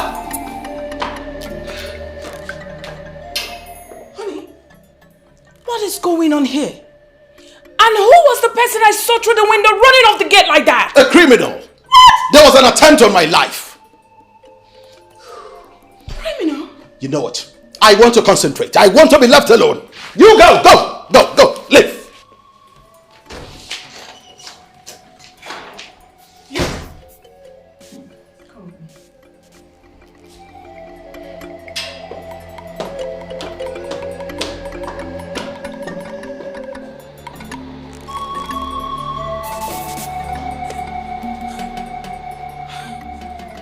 I should have known that no one attacks a king in his palace and survives it.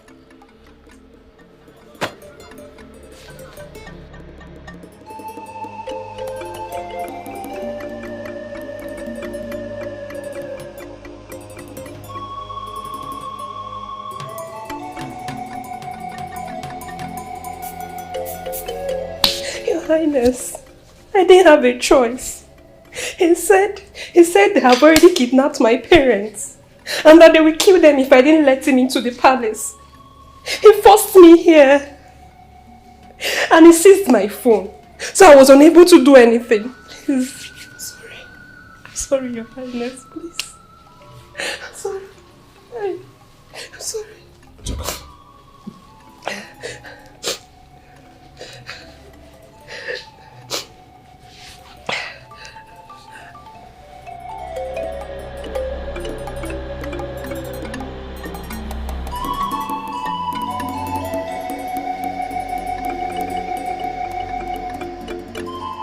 Why am I having this feeling? Why do I have this wrong signal? His mission is to penetrate that palace, stab that useless king with a poisoned knife, and leave him to decay in 30 minutes. Why does it appear to me as if he failed? Why does it appear to me that the useless king is still alive? What is going on? I just had a conversation with your parents. They're at home. Nobody kidnapped them. They are fine. Your Highness, I'm sorry, he deceived me. It's okay. I understand exactly what happened.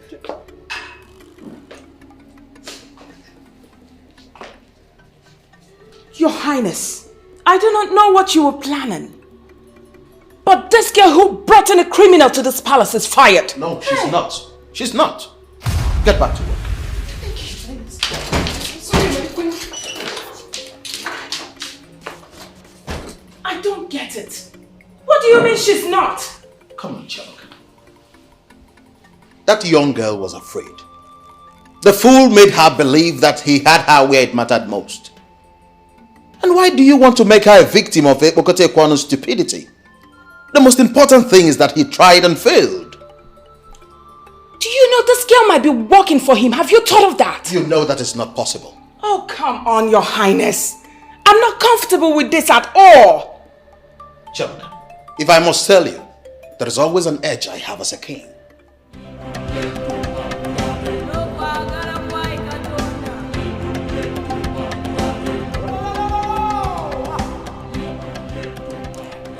Are you still on this? You are not doing bad in business. Why not let this evil king go? I am afraid, Mother, I cannot. Each time I close my eyes to sleep, I see prominent ancestors staring at me as a failure. You are not a failure. And who are these ancestors that make you feel this way? The ancestors of my family. They are directing me to the priest. Which priest? The priest of Idu, Ogbuefi Okadige. Since the police cannot do anything about this, I am sure he can. You are really going to descend this low, to the level of this evil king, to go diabolic just because of a piece of land? Ikenna.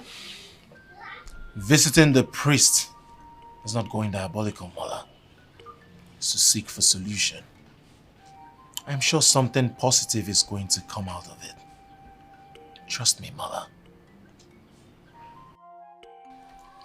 Don't take this visit to mean that we have become friends or any of sort. I am a well-known Christian, and nothing will change that. I just want to know what your plans are. Epokote Ekwonu has tried several times to kill my husband. The reason I'm here, Wefi, is, will you just sit and wait till he succeeds?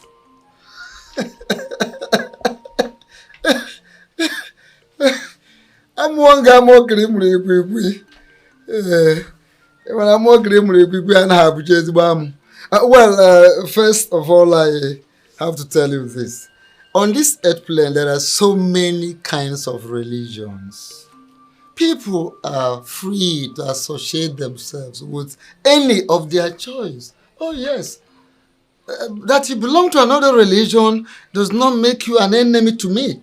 In other words, we can't be enemies because we don't belong to the same religion. That is what I'm saying. The world has evolved beyond this religion you're struggling so hard to keep. Yeah. I don't mind. Well, the thing is that no matter what your picture is of a religious evolution, your own personal concept of religious evolution, it has nothing to do with tradition, our forefathers' tradition, because they have been. Your concept of religious evolution cannot belittle them. Very, very simple. Because these traditions have been since people in Dutchabia. And it has been our culture, our way of life. It has been part of us. We have been part of them. There is nothing you can do to separate us from tradition. It's natural. It is very natural.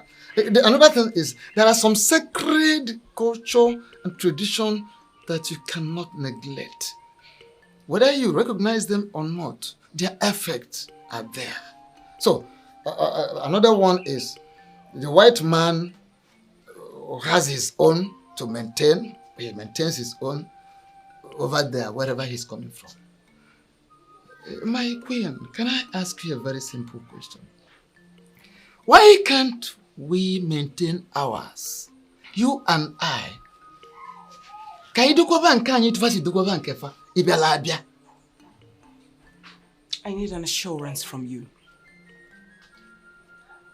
that the vile man will not succeed in his quest to silence my husband.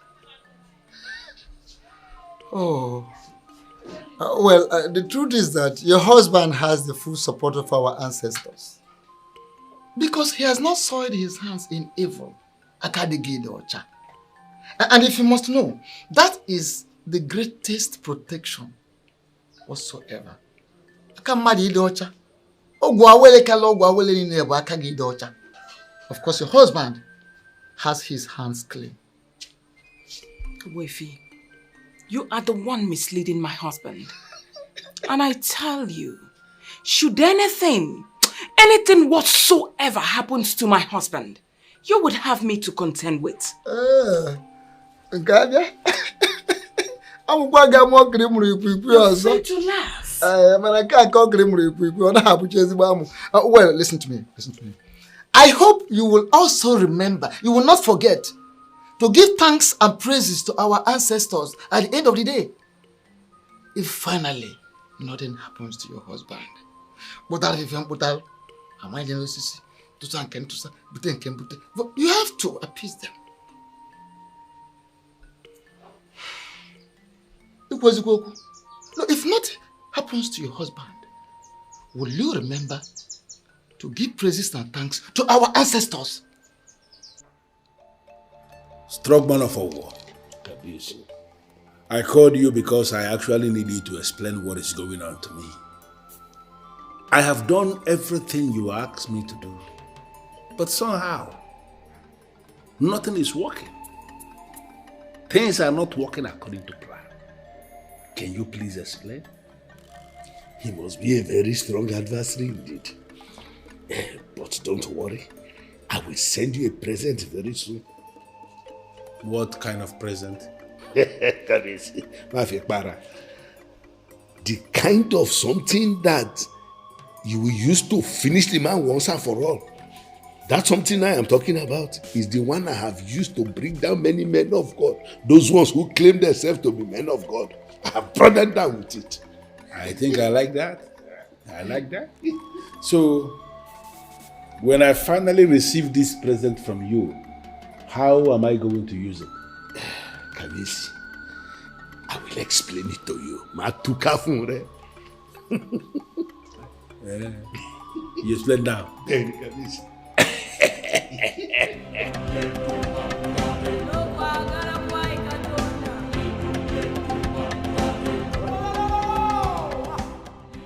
Ikenna, in this era that increasing number of our young men seek justice, where justice seems to be perverted, it gladdens my heart seeing young men like you seek for justice the natural way. I came to you because I have lost interest in the so-called judicial process. Where haven't I gone to? Which office of authority haven't I been to? I have been to the police to make this report. I even went straight into the area commander's office to make this report. And nothing happened. It is obvious that they are all scared of him. Ikenna, do you want to go faster than the gods of Idu? No. Which brings me to why I am here. I want you to guide me. I want you to tell me exactly what I should do. Yes, it is true that he has enormous powers. But is he more powerful than the gods? Now you're talking. Now you're talking. Ekpokote Ikono is a man up against the gods. But I tell you what, they will sort him out at their own time. Do not interfere. You don't understand. I have not come to interfere. Ubuefi, that man crippled me as a man. He took one thing that mattered most to my family. Our ancestral land. Like I said, I have reported to all the authorities I know. But nothing seemed to happen. That is why I've come.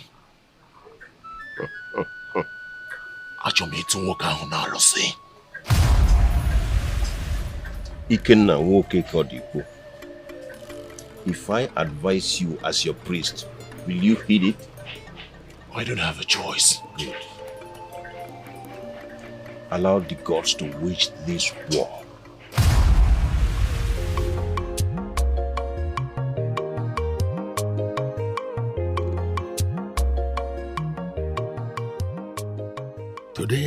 day he promised me.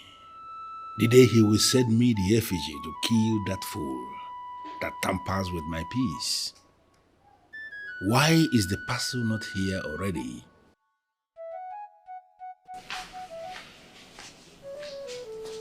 The great deity that rules as king in Idu, a package has arrived for you.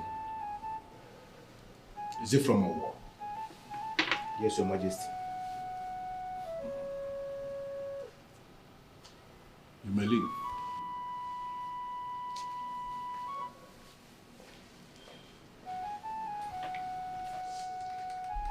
The almighty parcel from a war.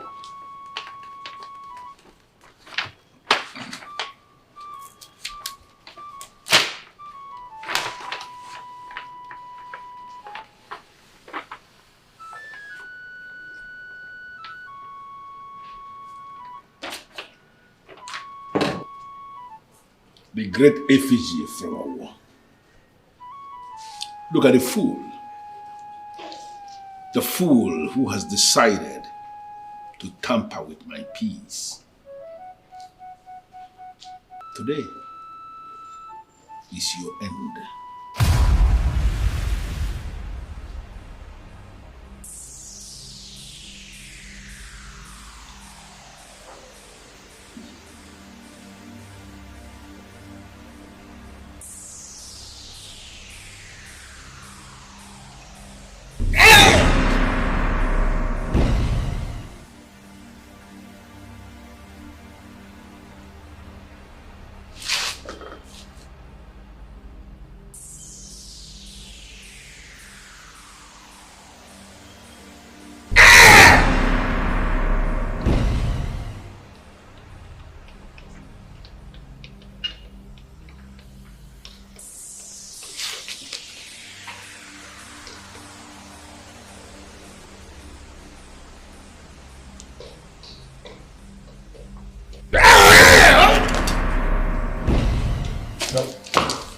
Your plan is to kill him from there.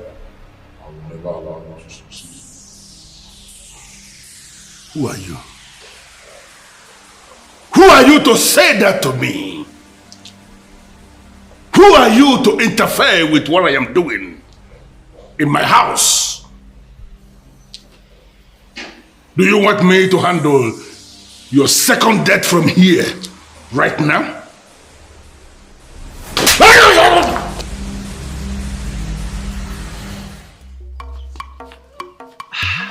Son, you've not told me about your meeting with the priest. The priest opened my eyes, and I am ready to wait on the gods to handle this. Just a meeting with the priest. It totally changed your psyche. You not talk about the gods? Pardon me, mother. I am just overexcited. So what exactly did he say? He said a lot, mother. But most importantly, like you rightly advised, I will forget about Eze Ekwokote. I will leave him to the gods to handle. Oh, I am so excited. This is good. Wait until you hear the rest. You will be super excited. This meeting was very nice.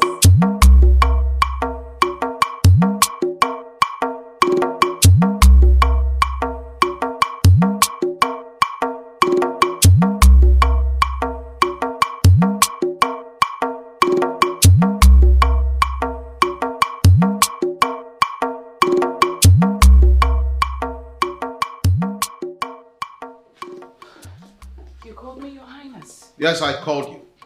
Chiamaka, why will you hire another cook when we have a competent cook in the palace? Oh, that's because Ujunwa is the one I want now. Are you out of your mind? No. Since you stubbornly refused to fire Ijoma, I decided to employ Ujunwa at least to keep an eye on her. Chiamaka, give me one reason you trust this Uju. Oh, simple. She's not Ijoma. She is not Ijoma. And what if you end up regretting it after eating her food? Well, we will simply ask her to assist Ijoma. I do not trust this Ijoma of a girl anymore. Not after what she did in the palace, no.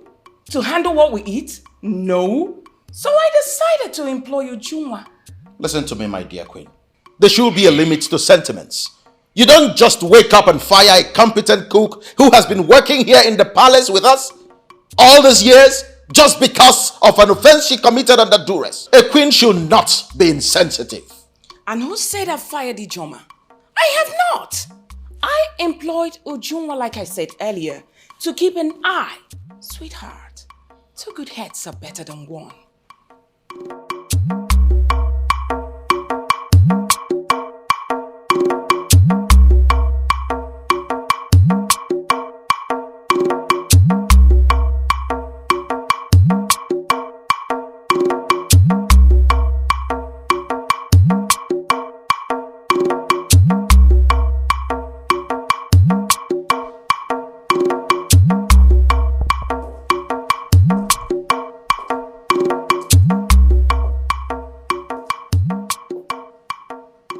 Lousy king of Omobolo.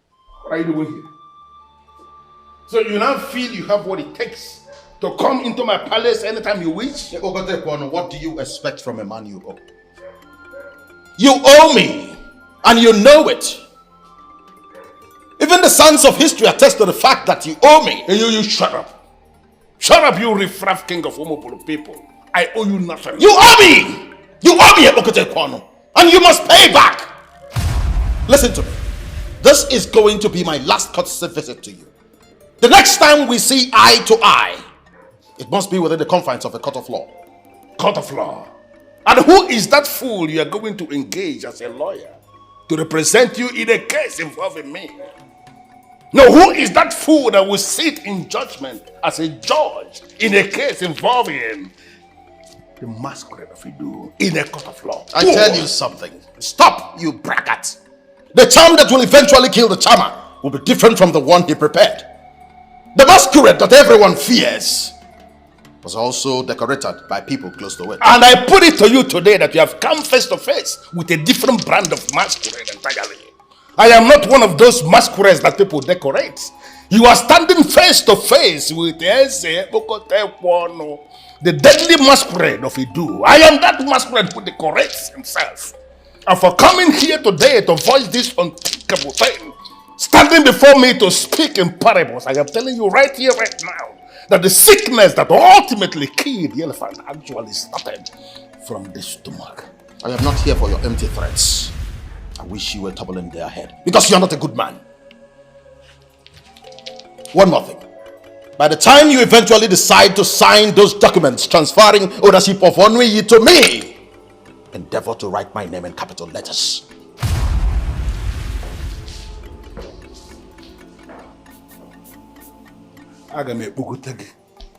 We're gone. This fool is growing wings.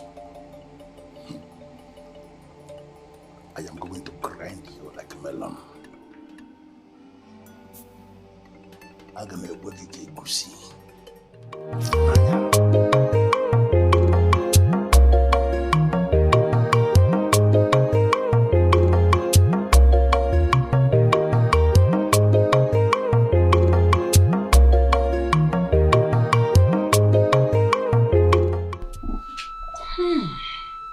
Smells nice.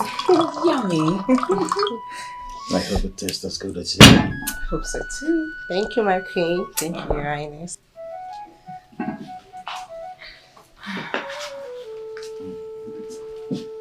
You really had to ask her to cook food?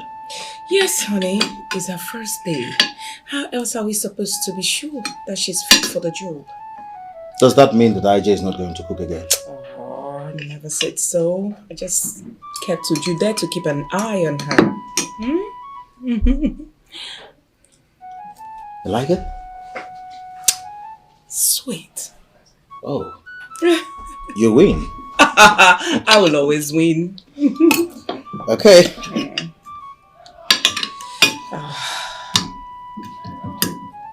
Try it.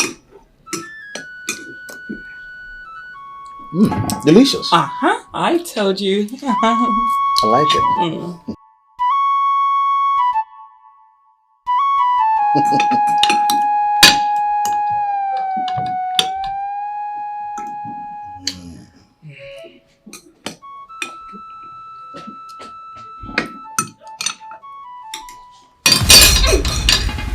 What is it, sweetheart?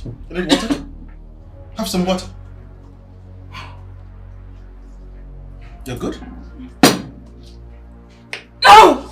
Ah! Come on, what is going on? Ah! Ah! What is it? Your stomach? Yes. My stomach. Are you, Your Highness?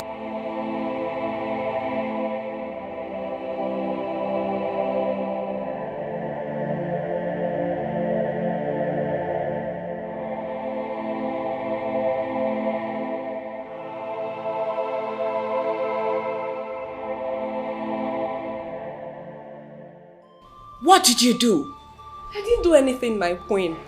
I saw you struggling and I suspected it could be food poisoning. Then I remembered the list my grandmother told me that take care of food poisoning. That's what I gave you and you are well again. I could have you beheaded for lying to me. I am telling you the truth, my queen. I didn't do anything. Oh, shut up that lying mouth of yours! Are you possibly saying that Ujunwa probably poisoned our food or contaminated our food? Is that what you want me to believe? I have not accused anyone, my queen. I only know that I did not soil my oath. Oh, shut up that stupid lying mouth of yours!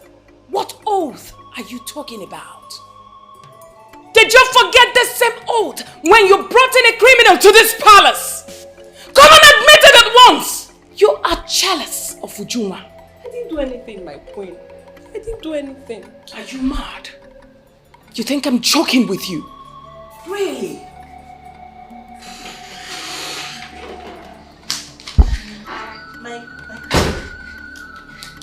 You sent for me. What is it? Ujunwa, what happened to you? What is it? My queen, she's the one doing it. She's the one doing it. I don't know what she's talking about. I don't know. Ichoma, you are fired. Yes, please, my queen. You are fired! Yes, my queen. Both of you should leave us. Get out. And what is that supposed to mean?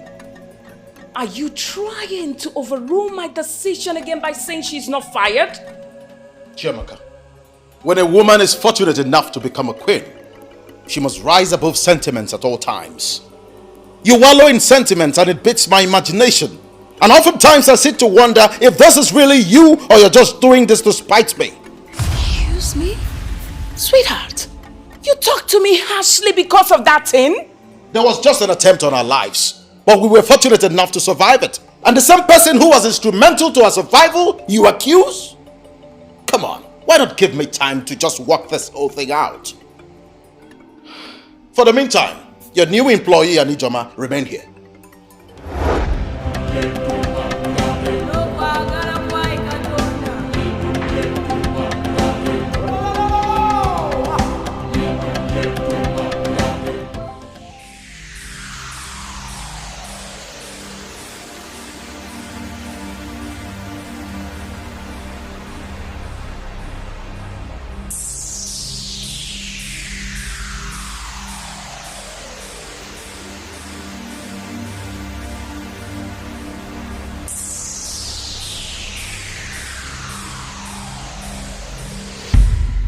Your Majesty, I am a mafia, remember? I have seen it all. I do not need a pep talk to deal with someone like the fool you described. I can tell you that I know him now. Oh yes, I do. I am happy to hear that. And thank you for accepting to carry out this enormous task for me. You're welcome. This is the zenith of sacrifice, and I will forever be indebted to you. Your Majesty, this is payback time. I mean, remember how you saved my life back then in Ireland? And I told myself that even if it will warrant me passing through the eye of a needle just to pay you back, that I will do the needful. I will do everything within my power. I am absolutely grateful. Yes, Your Majesty. Oh, that reminds me, you said you have additional brief for me. What is it? Yes. There is a certain box you must locate. That box contains the box of the dreaded masquerades. It might look fetish, ugly, not glamorous, but you mustn't be deterred. That box is the summation of Epokote Ekwono. You must go for it. And if you succeed, then we have succeeded in getting him. Your Majesty, let us hope the deaf and dumb prank works. Eze Ibe Abuche II. Once I am in, I am in. I mastered this game from the lords of the game, and I can tell you categorically that I will not fail a good man like you. I trust you. Thank you. I know what you can do. Thank you. But I swear by the gods of the land of Umoburu that if you succeed in doing this for me, I will make you the chairman of the mining corporation that will spring up in Onui. It's an assurance. Your Majesty, I'm flattered. Inasmuch as you owe me nothing, I will not reject this one. I will take it. Your Majesty.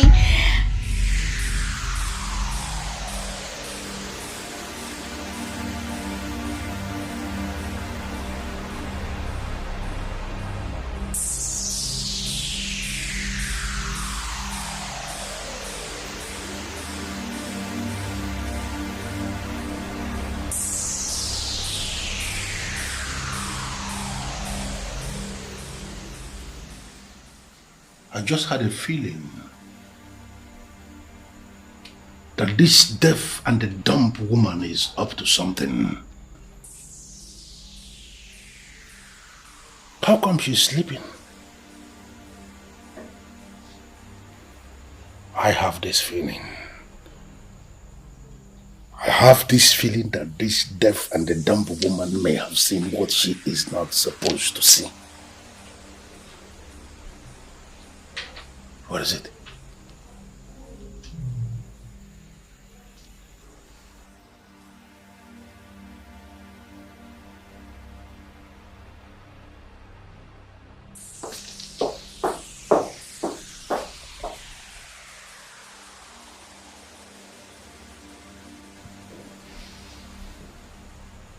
You haven't seen anything yet.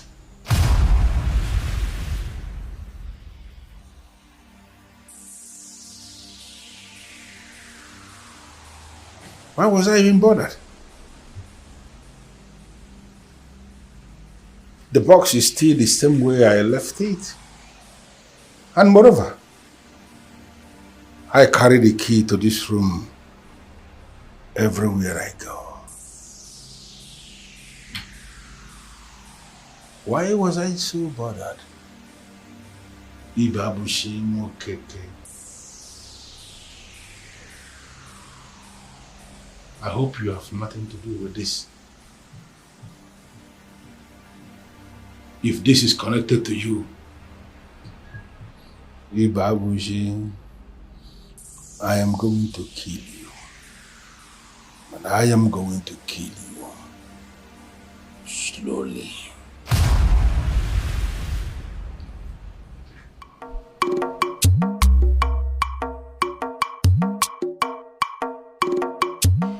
Why are you yelling at me? I did everything just right. Oh, spare me the cock and bull story. You miserable daughter of a cow. You did everything right. And the fool is still alive? How is that possible? Give me more time, my king. I will increase the quantity. Hey, shut up. Daughter of a cow. Do not just increase the quantity.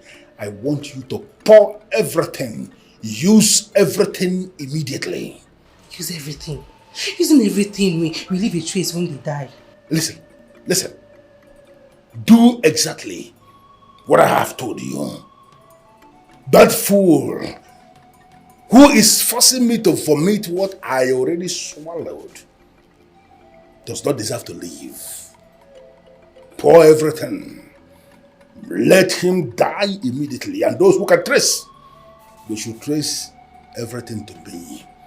I am equal to everything. Idiot. Why will he call me daughter of a cow? Hey! You are speaking? I called you the daughter of a cow because indeed you are a daughter of a cow. Fail me this once and you are dead. Your Highness, is this not it?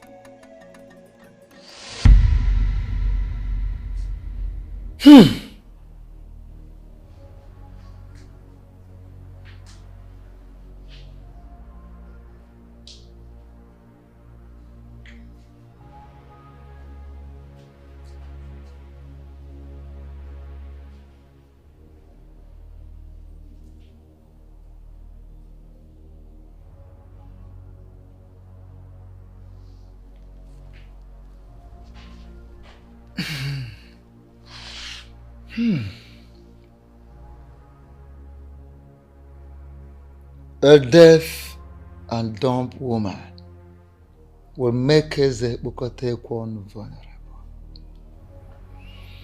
He has been looking for one all these years. And the moment he finds one, he will get married to her. Eze, send one to him. If she succeeds in settling with him as a wife, she would discover the box. That box that contains the box of the dreaded masquerade.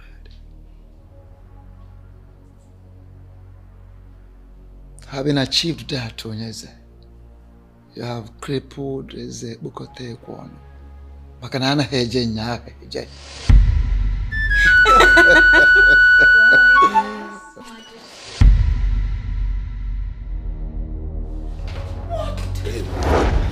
Your Majesty.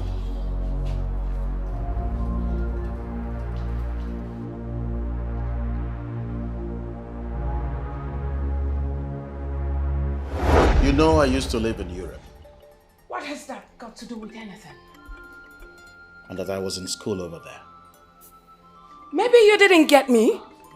What has that got to do with anything?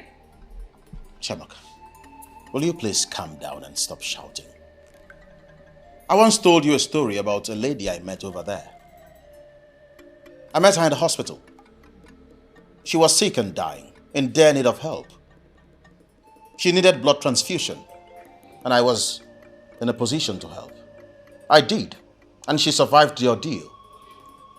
We later became friends, and eventually I employed her in my company as a manager. Why are you disturbing my ears with all these tales? Ibabuchi, I caught you red-handed doing God knows what with that girl before an no-good looking box. What is that supposed to mean? I tell you something, Chemaka. What you referred to as an occult looking box is actually something I have craved for a very long time. And the girl you met is Rebecca.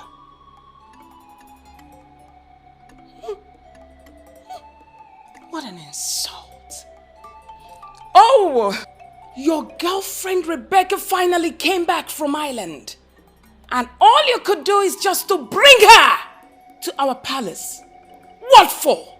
Chemaka, you are dissipating so much energy on nothing. Really?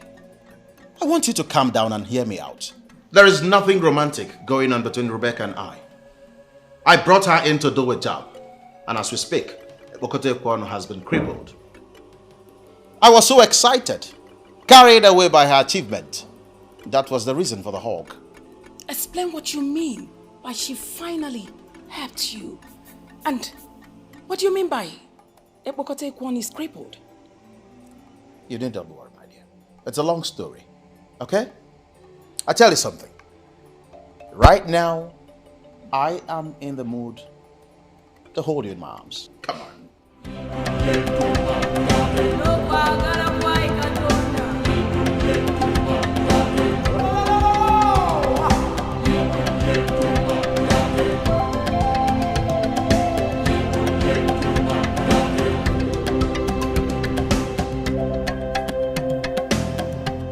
both of you telling me? What are both of you telling me?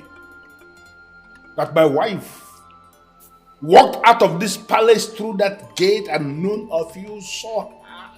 How is that possible? Your Majesty, we were all here. We didn't see her leave. You didn't see her leave?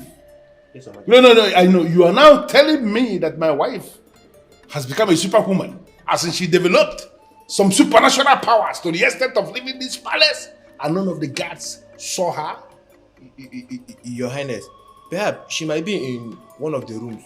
You know how she likes to explore the palace. You know it yourself that if I slap you, you will die here. So why are you provoking me? Are you a fool?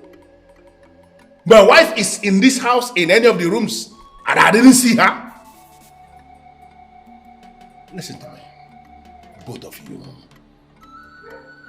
If by nightfall my wife has not returned from wherever she is, everybody dies. Your Majesty, we'll look for her. In fact, we are going to look for her now. Yes, Your Majesty. Yes, Your Majesty. My king, my queen, I hope you enjoyed your food. I want you to eat it. What? The food. Taste it. Do you want me to feed you? Your Highness, but... How dare you? When did we become so carefree and lackadaisical that you now challenge us? Are you out of your mind? Now eat! Your Highness... No explanations! Taste the food. Your Highness, oh, I am sorry. He made me do it. Let me guess. Ebokote Kwano, right? I had no choice, Your Highness. He wanted you dead by all cost. And what makes you think you can murder a king and his wife? Your Highness, oh, please, temper justice with mercy. Never! That's what they all say. Guards! Guards! Yes, Your Highness. Come here. Now pick this idiot up and hand her over to the police. But make sure you beat her up before you do that. Your Highness, please. My Get out! Please. What timidity! Little imp. Oh! Epicmaxtv one of things. He could infiltrate our household and we wouldn't know about it. Well, he has failed once again because I am several steps ahead of him. Why do you keep saying that? You still haven't been able to figure that out? What? He has a deaf and dumb woman as a wife. That woman is Rebecca. Rebecca? She has been missing since yesterday. Your Majesty, I still keep you in high reverence. But I want to ask, did you have a quarrel with her that later metamorphosed you throwing a fist on her and then she now decided to... What kind of business question are you asking? What is this? No, let us even assume that there was a quarrel that later metamorphosed into whatever thing you are trying to describe. Is that enough reason for the woman to leave this house? I am sorry. No, you don't need to tell me that you're sorry. Because there are some certain questions a man who sits very close to a king should not even ask in the first place. Your Highness, he is deeply sorry. Yes. And Mana, I want to ask Your Highness, with all due respect, have you reported this case to the police? Another dumb question. What is going on? No, at times I begin to wonder, why must I end up with $2 as the only two elders that are close to me in council? What is this? A woman who is married to a man has been missing for 24 hours and you feel the matter has not gone to the police? We are sorry. Well, I have not called anybody here to tell me whether they are sorry or whether they are not. I called you because you are going to Obwendeda today. Today? Yes, today. That's why I asked you to come prepared. You are going to Obwendeda to go and find out if she is there in her family house. If she is not there, then you inform them that she has gone missing. Your Majesty, if I may ask, won't our journey to Obwendeda cause a very big war between you and the people of Ogbendida, because it is something. Yes. Your Majesty. You see, the people of Ogbendida, they might think you have a hand in the appearance or disappearance of their daughter, and they will start accusing you. Let that be my headache. They know me. If I had any hand in whatever thing that may have happened to their daughter, I will own up to it because I know nothing will happen. They know me in Ogbendida. I am that deity king who is the overseer of the box of the dreaded masquerades, of the land of the supernatural. Nobody challenges me. We are very aware of that.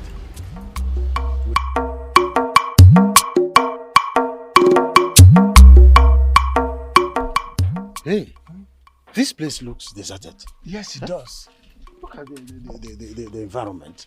Quite unkept. Even the grass is not cut. As if they have not swept it for a long time. They have not even cut this grass for a long time. See, somebody's coming. Hey, excuse me. Yeah? Son, our son, yeah. Thank you. Greetings, my elders. We greet you. Are you from this kingdom? Yes. Yes, my elders, I'm from this kingdom. We thank the gods. Please, we are looking for the occupants of this compound. This compound. We want to see them. It's very urgent. My elders, I'm surprised with this request. Why are you surprised? Is this compound not Mazi Onwebu's compound? Mazi Onwebu's compound? Yes. No. Why? He has only daughter named Rebecca. Yes, Rebecca. Yes. My elders, as you can see, this gate is locked and the occupants of this compound died a long time ago. Chelu, they have a child, Rebecca. I and him, we came here. Two of us, we came here to marry a daughter here. The king of Idu. You can't tell me they are all dead. Why? How can they die? Mbano, we were here. Onwebu's family. Onwebu's family. My elders, if there should be any marriage conducted in this compound, I should be aware of it because I am also Onwosu's family. Yeah. This Onwebu you are talking about is not from this compound. I'm sure that you are in the wrong place. Son, are you sure you are talking about the main occupants of this place? My elders, even the Rebecca you mentioned, I have not heard of that name. Because the only child the owners of this compound had traveled long time ago. That should be since 10 years ago. And since then, no one has ever heard or seen him. Yes. But her father was in this house when we came. And the two uncles, they were with us. My elders, my uncle and his wife died when I was a child. And even the Rebecca you mentioned, I don't know the name. This compound you are seeing, I and my brothers, we clean up this compound once in a while. So I'm sure that you're in the wrong place. It is well. I'm sure we came here. The marriage rite was conducted in this compound. I am sure. I am sure. My elders, you're in the wrong place. Can I take my leave now? Thank you. Who were the men that gave Rebecca to us? Is she a Okafor? Your Majesty. Is she a Wakwe? Your Highness. You know the staff. It can kill liars on the spot. And I want both of you to swear on it. Swear on this staff that you went to Ogbendida as instructed. And that what you have just told me is the truth and nothing but the truth. Your Majesty, I swear with the purity of my heart. We are telling you the truth.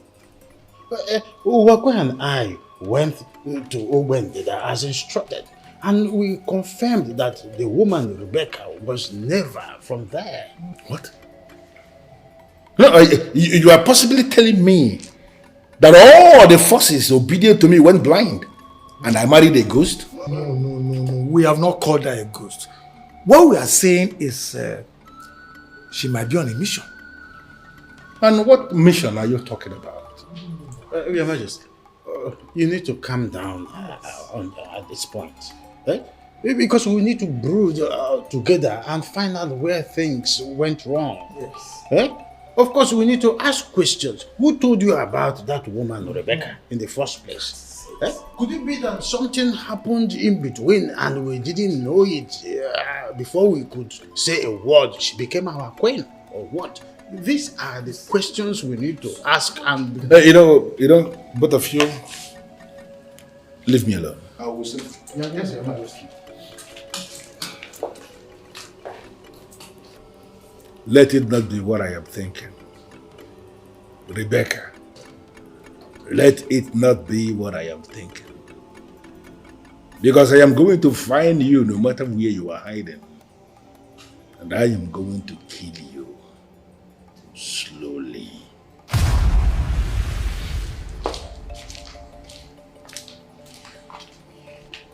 Hey. Who are you and what are you doing here? What? Deaf and dumb? Is this a kind of joke or what? Hey! Get out. Listen, get out. Hey. Go back to S.E. Babushi. That fool, that lousy son of Okoye. Go back to him and tell him that you came rather too late. Get out!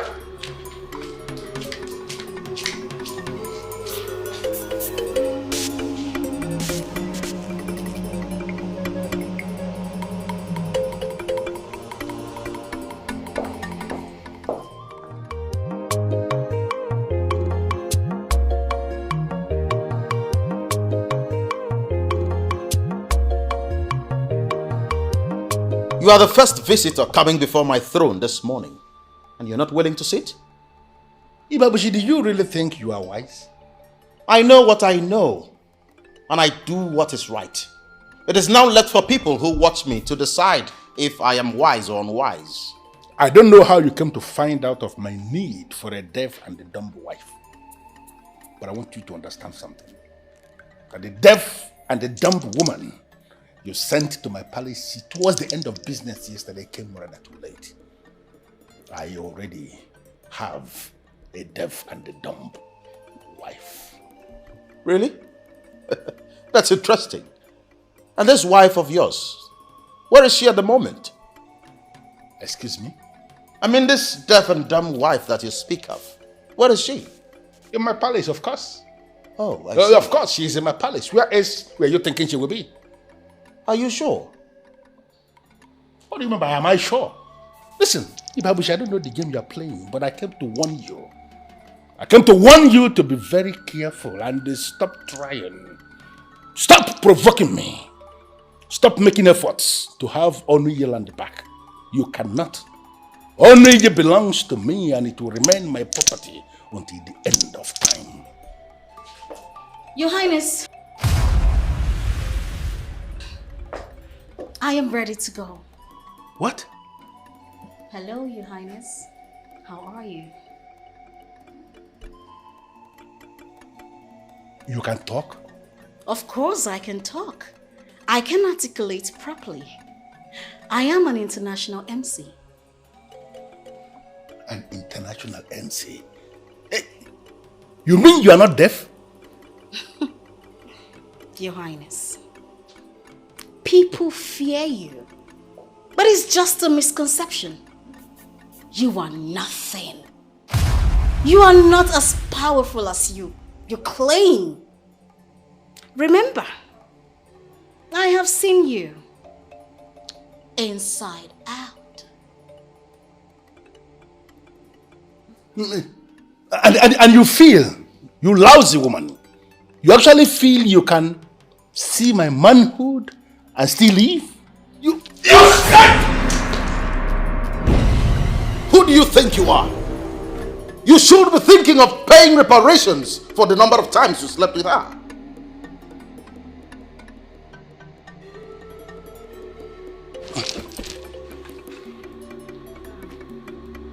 Both of you.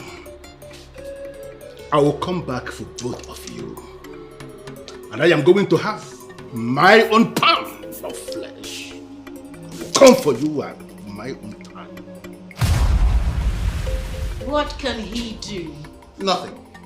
Absolutely nothing. The scoundrel failed to understand that a dreaded masquerade does not dance in the arena for long. He's such a fool. Your wife is dropping me at the airport, so I'm ready to leave. Leave? Yeah. And who told you I'm willing to let you go? You are a guest of the king. And my wife has come to terms with your presence. You're not going anywhere. Highness, really? Come here. I like what we did to you. Your Highness, Eze Ibuabuchi II. I greet you. Who's going to find her? The deaf and dumb woman who came here towards the close of business yesterday. She was wearing red. Find her and bring her back to me because she is the real deal. Your Majesty, the woman in question did not leave any address. I don't know what to start. Hey, you shut up there. Start from somewhere, you son of a cow. Yes, Your Majesty.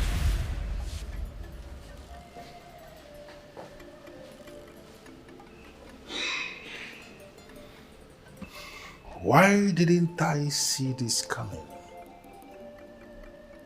How come? I had no feeling at all.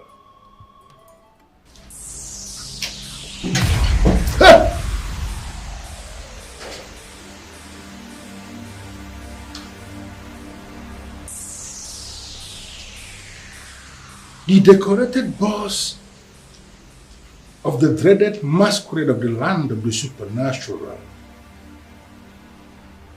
What happened to you?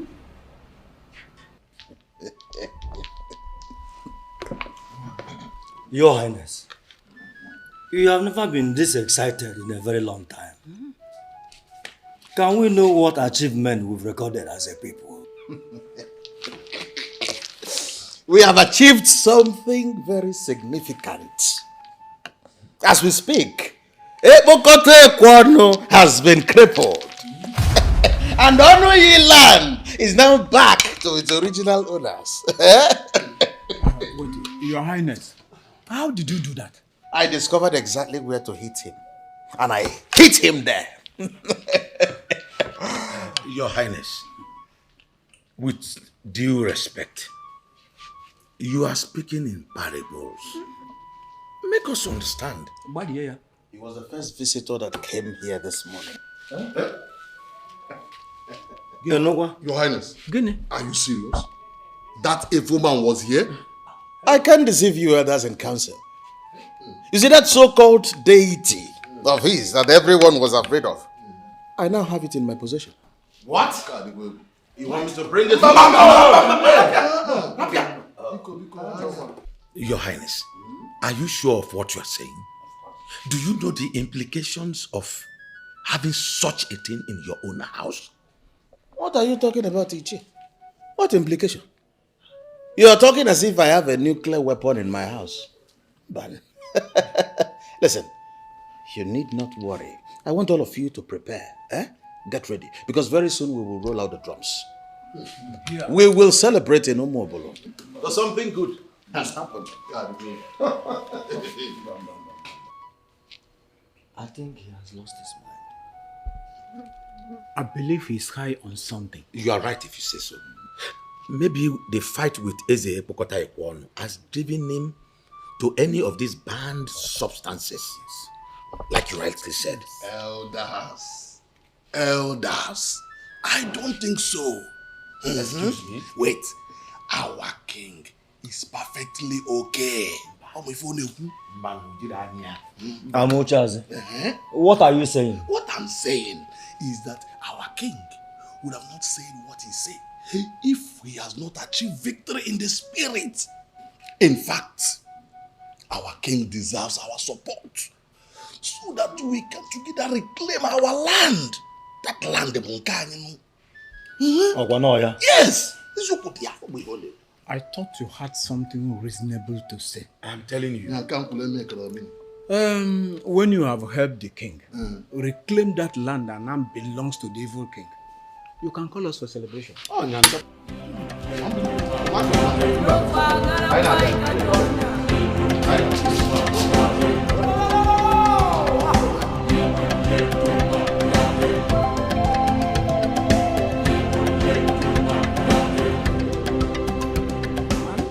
Open it, is all yours. My queen! Thank you! I hope you like it. It's really nothing. It's something! And I love it. Thank you. Ijeoma, ever since I employed you in this palace to work for me, you've been an amazing person. A wonderful girl you are. It's quite unfortunate I was unable to see all these qualities in you. And I'm sorry. Oh, my queen. I still have you to thank for my continued presence in this palace. If you really wanted me gone, I since would have been gone. Thank you. It's all right. You are not just a good cook, but you also have words of wisdom to deliver each day. And I'm proud of you. I will personally ensure you get married to a noble man that will treat you like a queen. Oh, thank you, my queen. God bless you. Come on. Bless you too. Come on. Kiss me. Kiss me.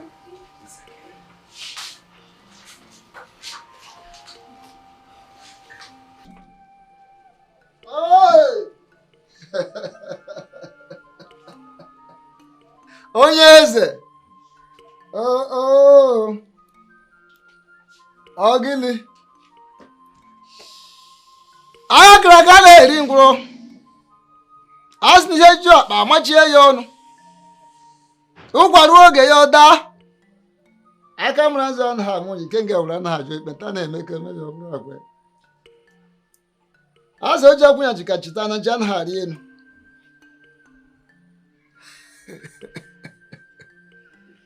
Hey!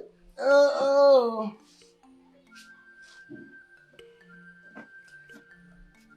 Nga ma ga ihe ekwu nga ya ma na ihe ekwu.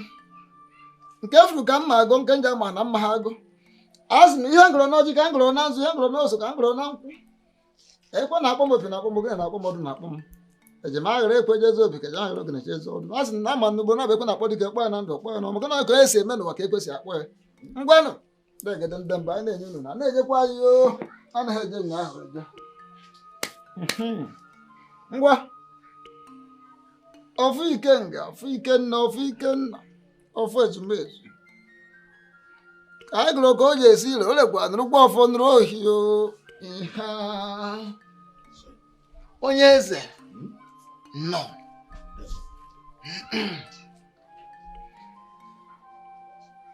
The decorated box of dreaded masquerades of the land of supernatural.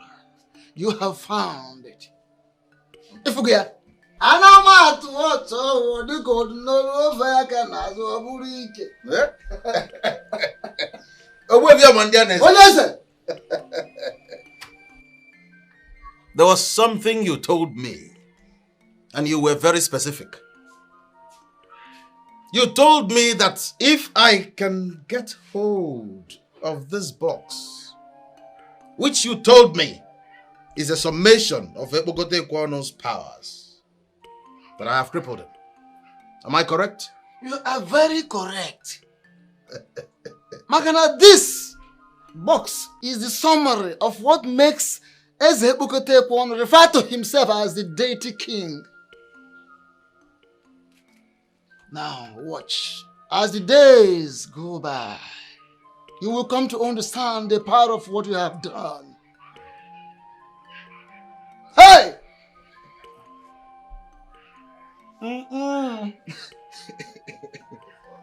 Hey!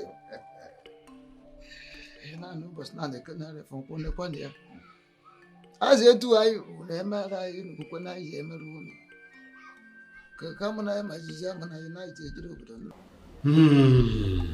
Orode. Kabiesi. All I can get from what you have been saying is that somebody took something from you. But you have not managed to tell me what he took, Kabiesi. So I want to ask you, what did he take? Jagbo, what did he take? The air that I breathe. The very blood that runs in my veins. He took the box. The decorated box of the dreaded masquerade of the land of the supernatural. Otio, Kabiesi. Otio, Emasomo. Huh? That's exactly what I've been trying to tell you. Kabiesi, no one is supposed to know that the box exists. Yeah, but he found it. And he took it. Hey, Ori Yamio. Huh? Akiri di ọ̀sà Kábíyèsí. Àdẹ̀kiri di òkun. Ọmọ gèlègèlè gan jẹ́ kí wọ́n rí ìdí rẹ̀. We do not see the bottom of the ocean. Kábíyèsí, we do not see the bottom of the lagoon. Even a well-bred woman will never allow any other person to see her put out. How did this one happen? How did he get into your room, your sacred room, for him to see this decorated box of the dreaded masquerade? Listen, the struggle of a war. There was a she. How do you mean there was a she? The supposed deaf and dumb woman that I married. She is the one who has brought me on my knees. Please, if you were not the king, I would have said that you are careless. How? But tell me. How? Even the padlock does not allow other padlocks to see the inside working of his machine. That's why you have different keys for the padlock. But I want to know, how is this one connected to your enemy? Listen, Ibabushi, that enemy of my soul, set me up with an actor, with an international model, an MC. That woman I married as deaf and dumb is not deaf and dumb. Kabiesi. Kabiesi. This one is on you. I have not brought you all the way from a war. I am spending a whole lot of money to bring you here. You are not here to apportion blames. I am looking for solutions. Kabiesi solutions. But it's a very solution. Ẹgbẹ̀rún Samuel lè Samuel lọ́wọ́ tó bá dẹ̀ sa ọgọ́gùn àbí ìlú òwà jáde. Solution Kabiesi, this one is on you. You know what comes with the fact that a third eye has seen that decorated box?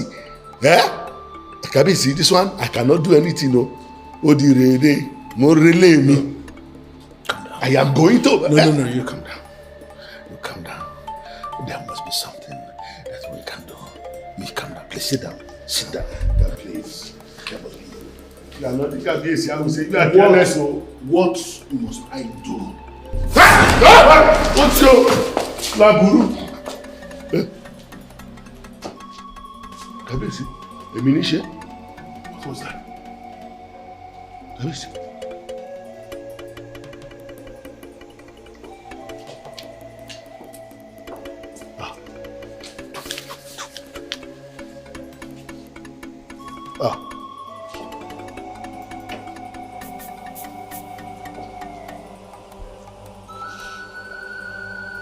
I don't know what it is, but there is something right in this very portion of this seat where I have always been sitting.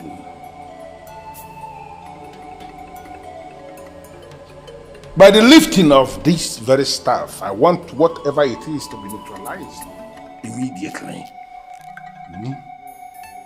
I'm valuing Willie Bobo. Mara resi mungo.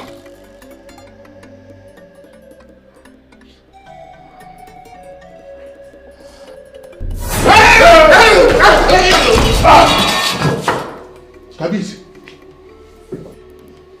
Kabiyesi, this is not ordinary, oh. Kì ordinary. The doom that comes with the third eye seeing that decorated box of the dreaded masquerade, it is the one that you are experiencing now. Kabiyesi, that woman that you married has ruined you. Your enemy has won, oh. Kabiyesi, Kabiyesi, mi lọ, mo bóde, gẹ́gẹ́ mi ti lọ lé. I am going to face here. Whoa!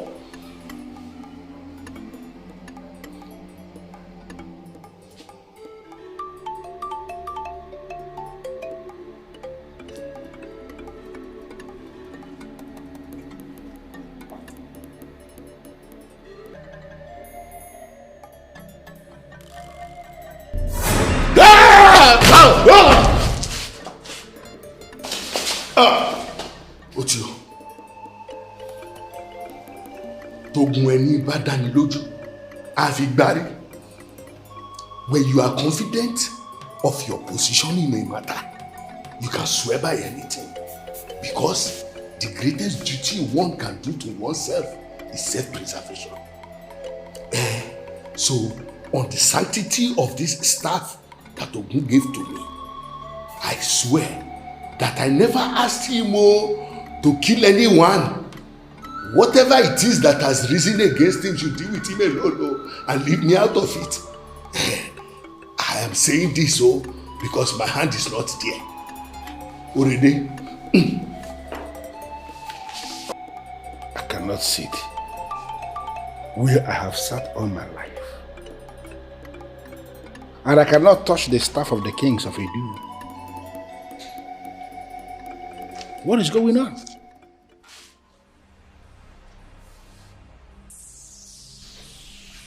You are supposed to be dead. Are you not? I did nothing to warrant the punishment you gave me. You killed me for nothing. Do you think you deserve to live? I can feel the weight of your anger. And I know you've come to kill me. But please, let me talk with him. Ijemma, my beautiful wife.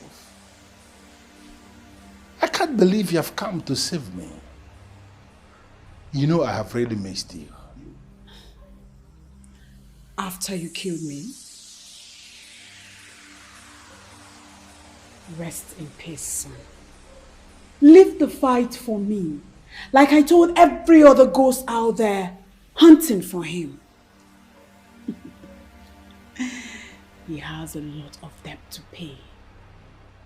And I'm here to make sure he does just that.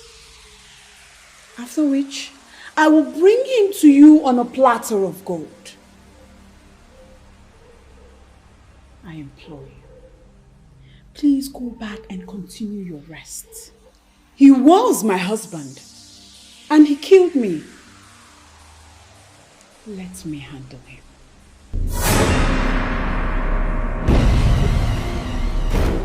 What just happened here now? I have spent the better part of the day warding off every other person that you've killed that are coming for you. Whose vengeful spirit are after you? Your cup is full, and every other person have risen from your graves. What price do you think you can pay? Hey, be very, very careful. I am still the king of Edu. I am still that deadly masquerade of Edu who decorates himself. I can kill at the slightest provocation. So you have to be very careful what you say before me, before I handle your second death right here, right now. If you believe you are the king, lift the staff of kings and sit on the throne. Wait a minute, Ijama. Are you confirming to me that you are the brain behind this? No, are you the one doing all this? You had a chance of having me as yours, but you killed me to suppress the truth that you are a demon, never qualified to rule any people. I will come back when I must come back. And if I come back and still find you perpetuating yourself as king of Edu, I will kill you myself. And I will corpse to experience a decent burial.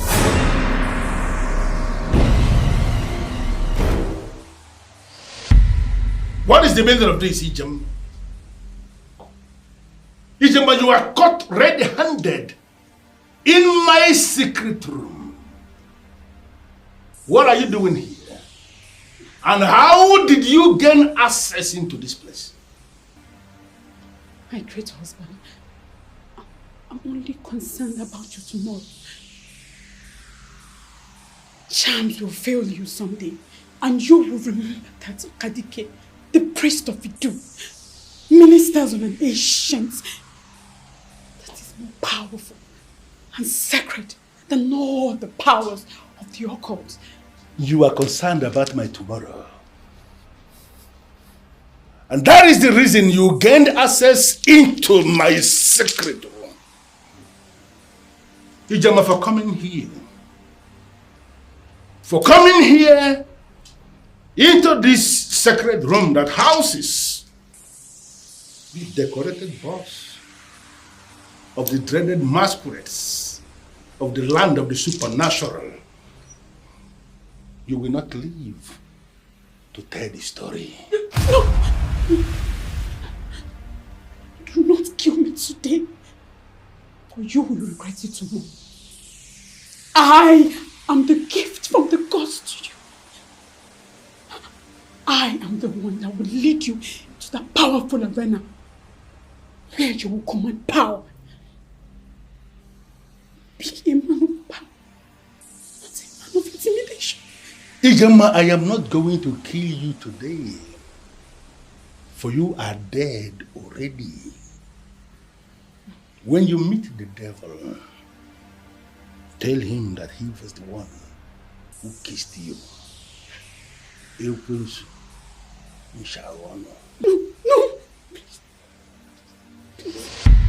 I killed her that night because she knew too much.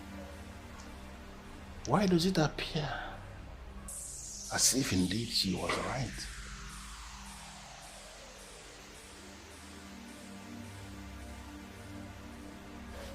I humble myself before the great deity that rules as human. May you live forever. This here is the staff of the kings of Idu. I want you to lift it and place it back in its original position. Huh? My king, that's the staff of the kings of Idu. I'm not permitted to touch it. My presence permits you. I am the king of Idu, and this is the staff of the kings of Idu. And I said, lift it up and place it back in its original position. Right now.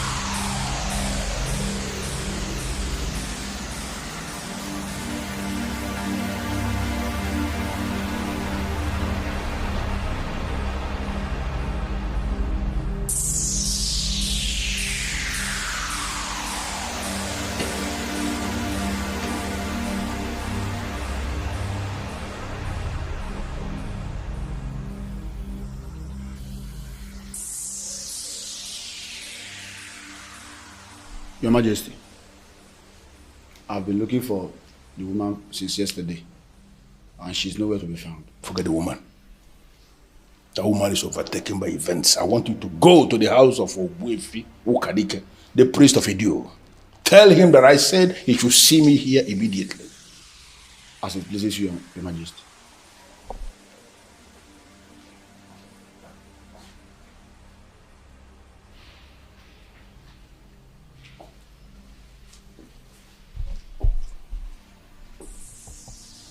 Why are you insulting yourself?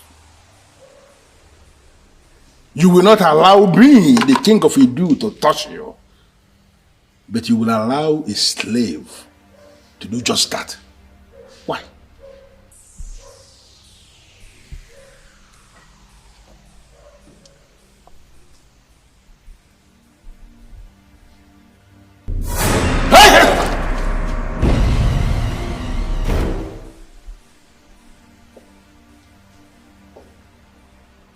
What's your problem? Why are you provoking me? Do you want me to set you ablaze? Stop this nonsense. I am the king of Idu, and I have the right to touch the staff of the kings of Idu.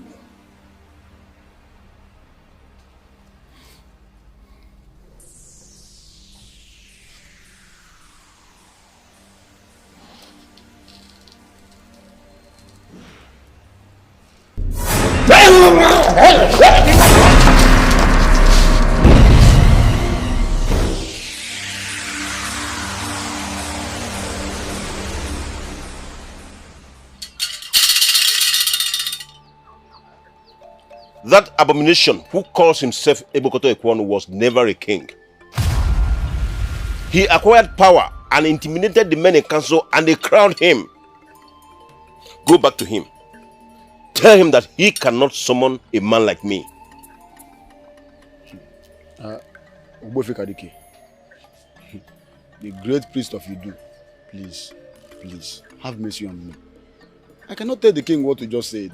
He will kill me. You never can tell the number of times he has tried to kill you and failed. He cannot kill you because you have a role to play in the Imagine Idu. He cannot. Ogbofe Kadike, I do not understand what you mean. What are you trying to say? Go back to him. Tell him that a woman once educated him on the difference between power and intimidation. Let him go back to that woman's family and explain what happened to her. Only then can he come to me and I will speak to him. Your Majesty, maybe you'll be the one to make him change his mind. I mean, I'm done with the job I was hired to do. It's time to go back to Ireland. Ah, Rebecca. My husband told me you are the one who will run the mine that will be established in Onuyi. Oh, Your Majesty. My queen is absolutely correct. I tell you something, Rebecca. That company is going to be a major conglomerate and a force to reckon with in the mining industry. We're just waiting for the final victory. And I don't want you to leave. Your Majesty, that man, I know he's working round the clock to kill me, to do anything to really hurt me. I think I should travel to Ireland, and when everything is calm, I come back. I mean, that's okay. Come on. You need not worry, my dear Rebecca. Huh? You are dealing with Eze Babuchi, the Ofuaka Lotamano Zwara of Omobolo. You need not be afraid, okay? I have been making wide consultations, and I assure you that Eze Bokote Ekwono must vomit what he swallowed. It's just a matter of time. Victory is certain. I don't want you to go, so that you can witness what is coming. Okay? Yes, Rebecca. Do not leave. I can't forget the sacrifice you made for this family. I will forever be grateful to you. Your Majesty, no. You may not understand what your husband did for me. He saved my life. Thank you so much, Your Majesty. Oh, come on, you did not mention that. It's okay. I'll stay.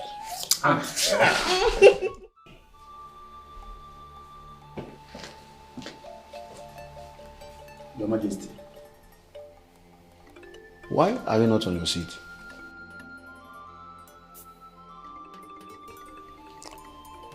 Uzondu, a time will always come in the life of a man when he will discover that there are certain things that are superior to reserved seats.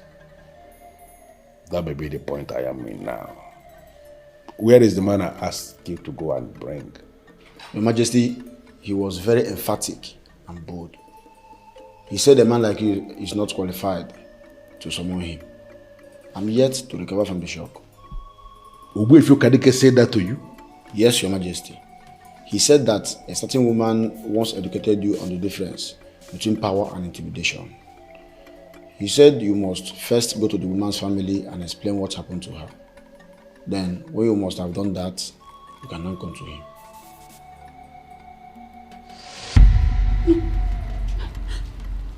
Do not kill me today, or you will regret it tomorrow.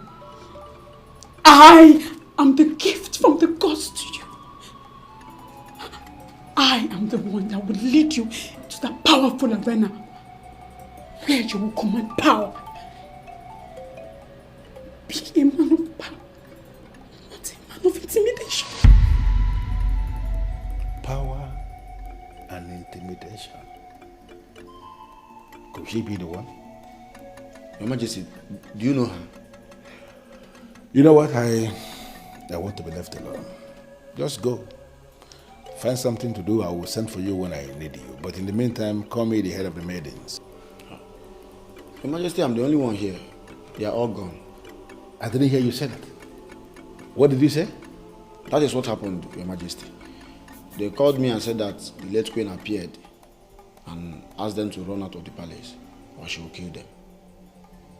So I'm the only one here. If I leave now, you will be the only one here.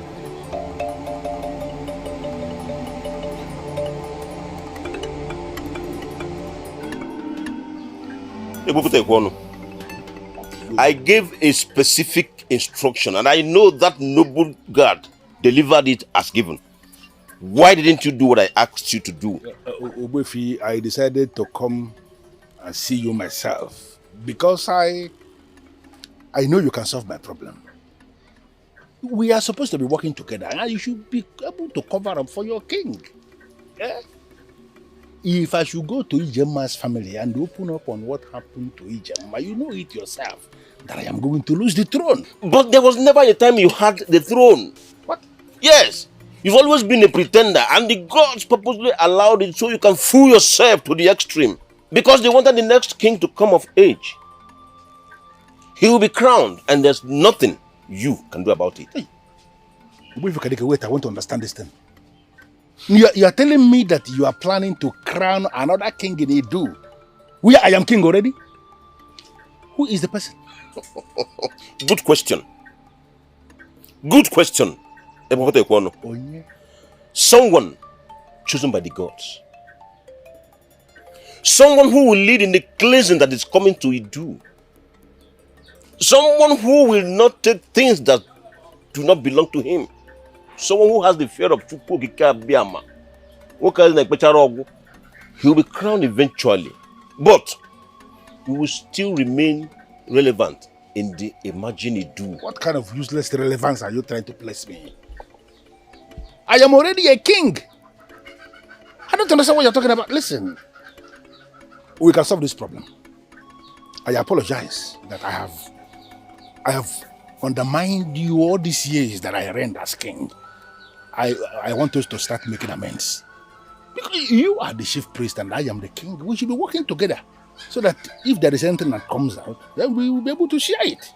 And I care even about nobody. To solve this problem, for you to understand that I want us to be on the same page from now going forward, you are going to give me your account, your bank account details. And today, I am going to wire 5 million naira to you.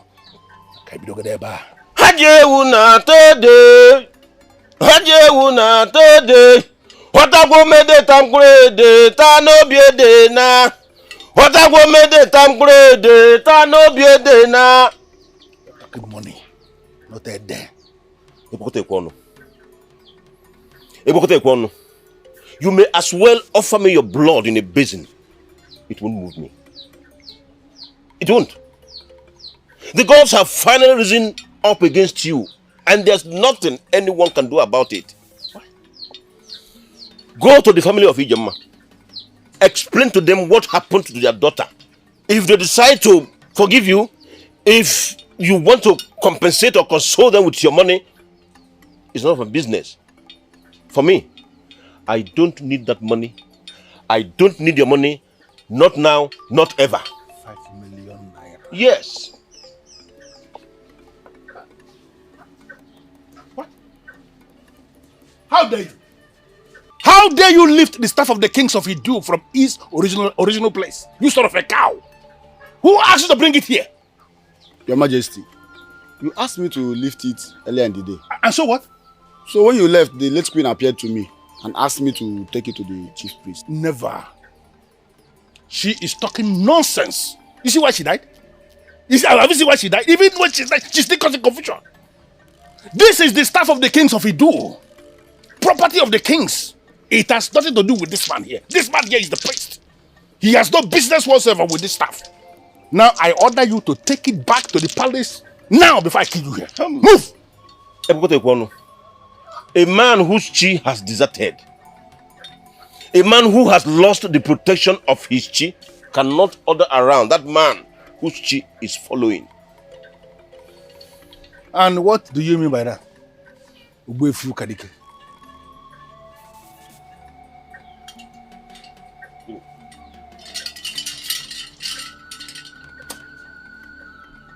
Take it.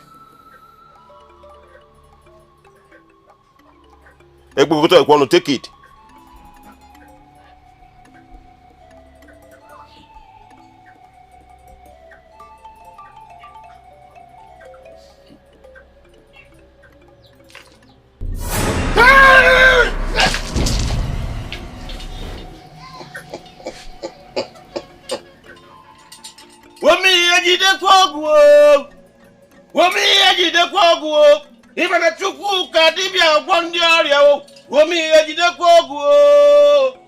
When men dare the gods, they die like chickens.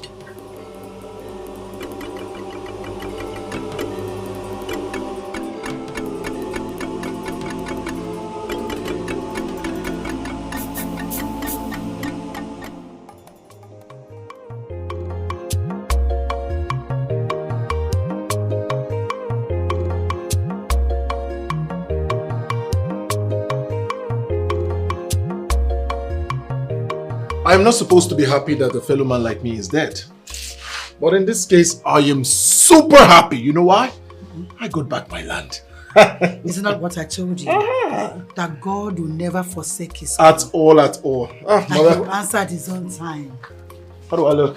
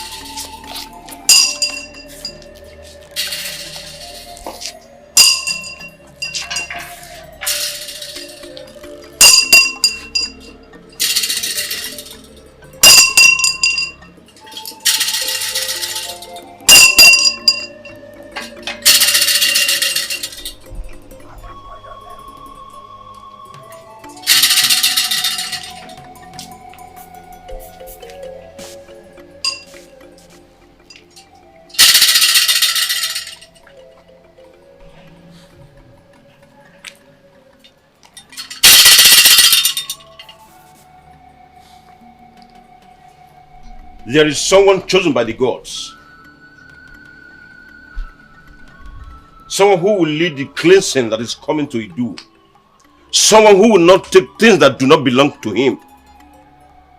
Someone who has the fear of Chukwukika Biama in him. That person is the one we have come to crown king here today.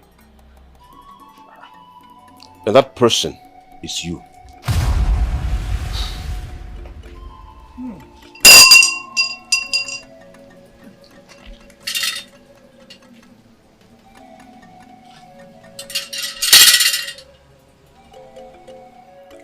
By the power vested in me as the chief priest of Idu, I hereby crown you, Ikenna, son of Okeke Odikpo, Ezechukwu Tuberugo of Idu.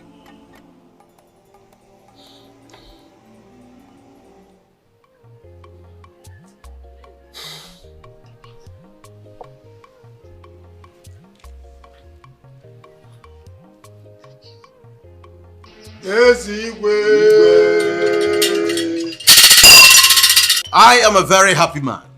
And as a matter of fact, my joy knows no bounds. The man who killed my father has finally kissed the dust.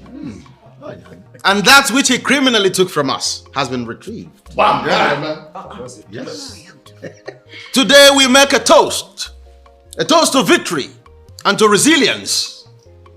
And we use this to send a message across to the people that evil can never triumph over good. Yes, yes.